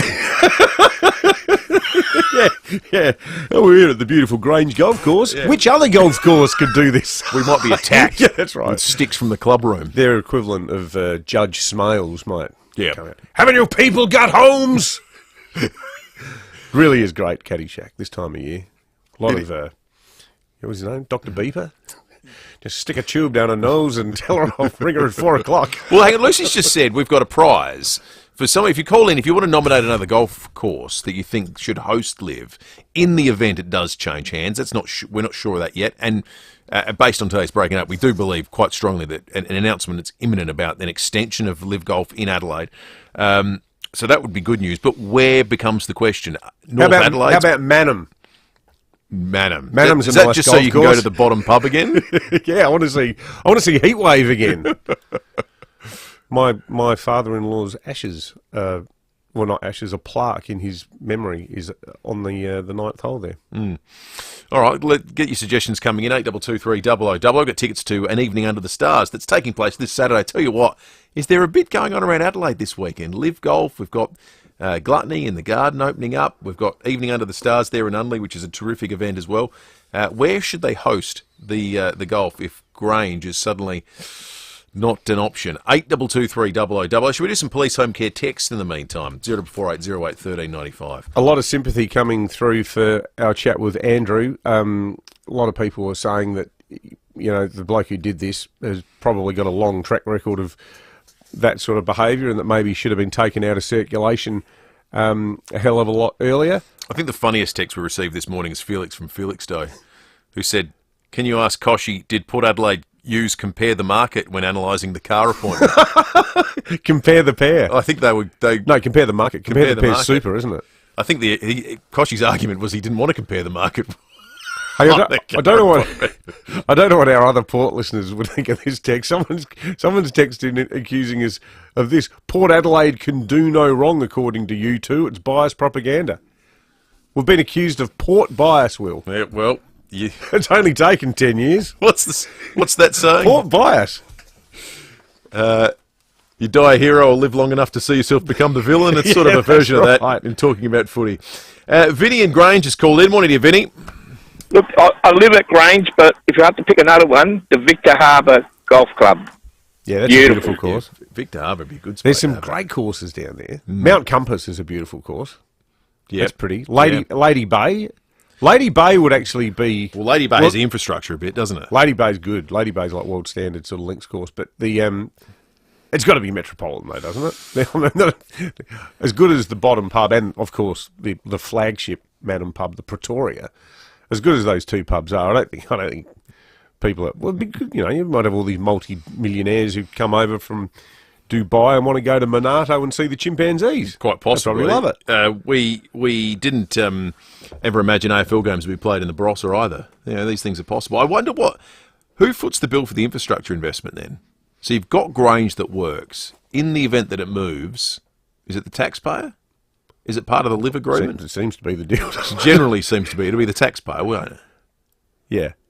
Yeah. And if you haven't been to Liv Golf at Grange, I mean, what they bring in and what they put up there, it's unbelievable. The thing, all the hospitality areas, like that watering hole, it feels like a permanent building. It's so well made. Yeah, it is spectacular. It's extraordinary the way they do it. It is, of course, Liv this weekend, but so too some of the big precursors to the Fringe fire up as well. Jade Robran is out on the road and catching up with the co-owner of the Garden of Unearthly Delights. Morning again, Jade. Good morning, guys. I'm in the city and I'm outside the Garden of Unearthly Delights. And I can tell you, it is a beautiful morning. It is the coolest temperature it's been in 24 hours. It is currently 23 degrees, which is such a relief. Of course, today we're heading for 27 degrees. It is the perfect time to head out and get amongst our Fringe. Of course, the Fringe Festival, it kicks off Friday week, but it is sneak peek weekend. And this morning, the Garden of Unearthly Delights, it officially opens its doors tomorrow.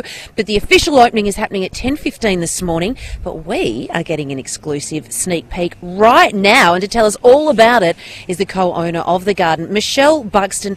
Michelle, good morning to you. Good morning. Tell us some of the headline acts that are coming to the garden this year. Well, we have so many great shows, but particularly this weekend I'm very excited to see La Ronde, which is our brand new world premiere, big circus variety cabaret show. It'll be spectacular. Limbo, the hottest show in the whole wide world, is returning, which is great. We've got Tommy Little opening tomorrow, best of the Edinburgh Fest. Mario, the Maker Magician, he's beautiful if you're after a family-friendly show. Zuma Zuma, beautiful Adelaide artists performing wonderful 50s and 60s jazz tomorrow. I can't remember what I've said now. I like the sound of that one though, the 60s and 70s. You've got a big book here of all the fun shows that are on, but do you have a favourite? Well, I personally tomorrow will be seeing Andrew Hansen because he's my friend and I love him. He's formerly of The Chaser and he's the music man and he does really, really clever, wonderful, joyous musical comedy.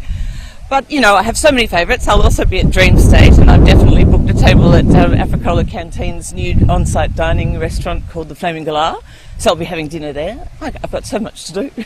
Now, speaking of the food, there is a huge offering on this year, isn't there? Yeah, we have a lovely food offering. Again, as per normal, our beautiful, world variety food stalls. We do have Africola bringing the Flaming Galah, the sit-down restaurant at the back of the site, which will be divine. And then we have the garden feasts, our 3 big, massive outdoor Monday night dinners under the stars with all sorts of surprise entertainment and beautiful chefs from, really renowned chefs from all over Australia coming in to cook for us.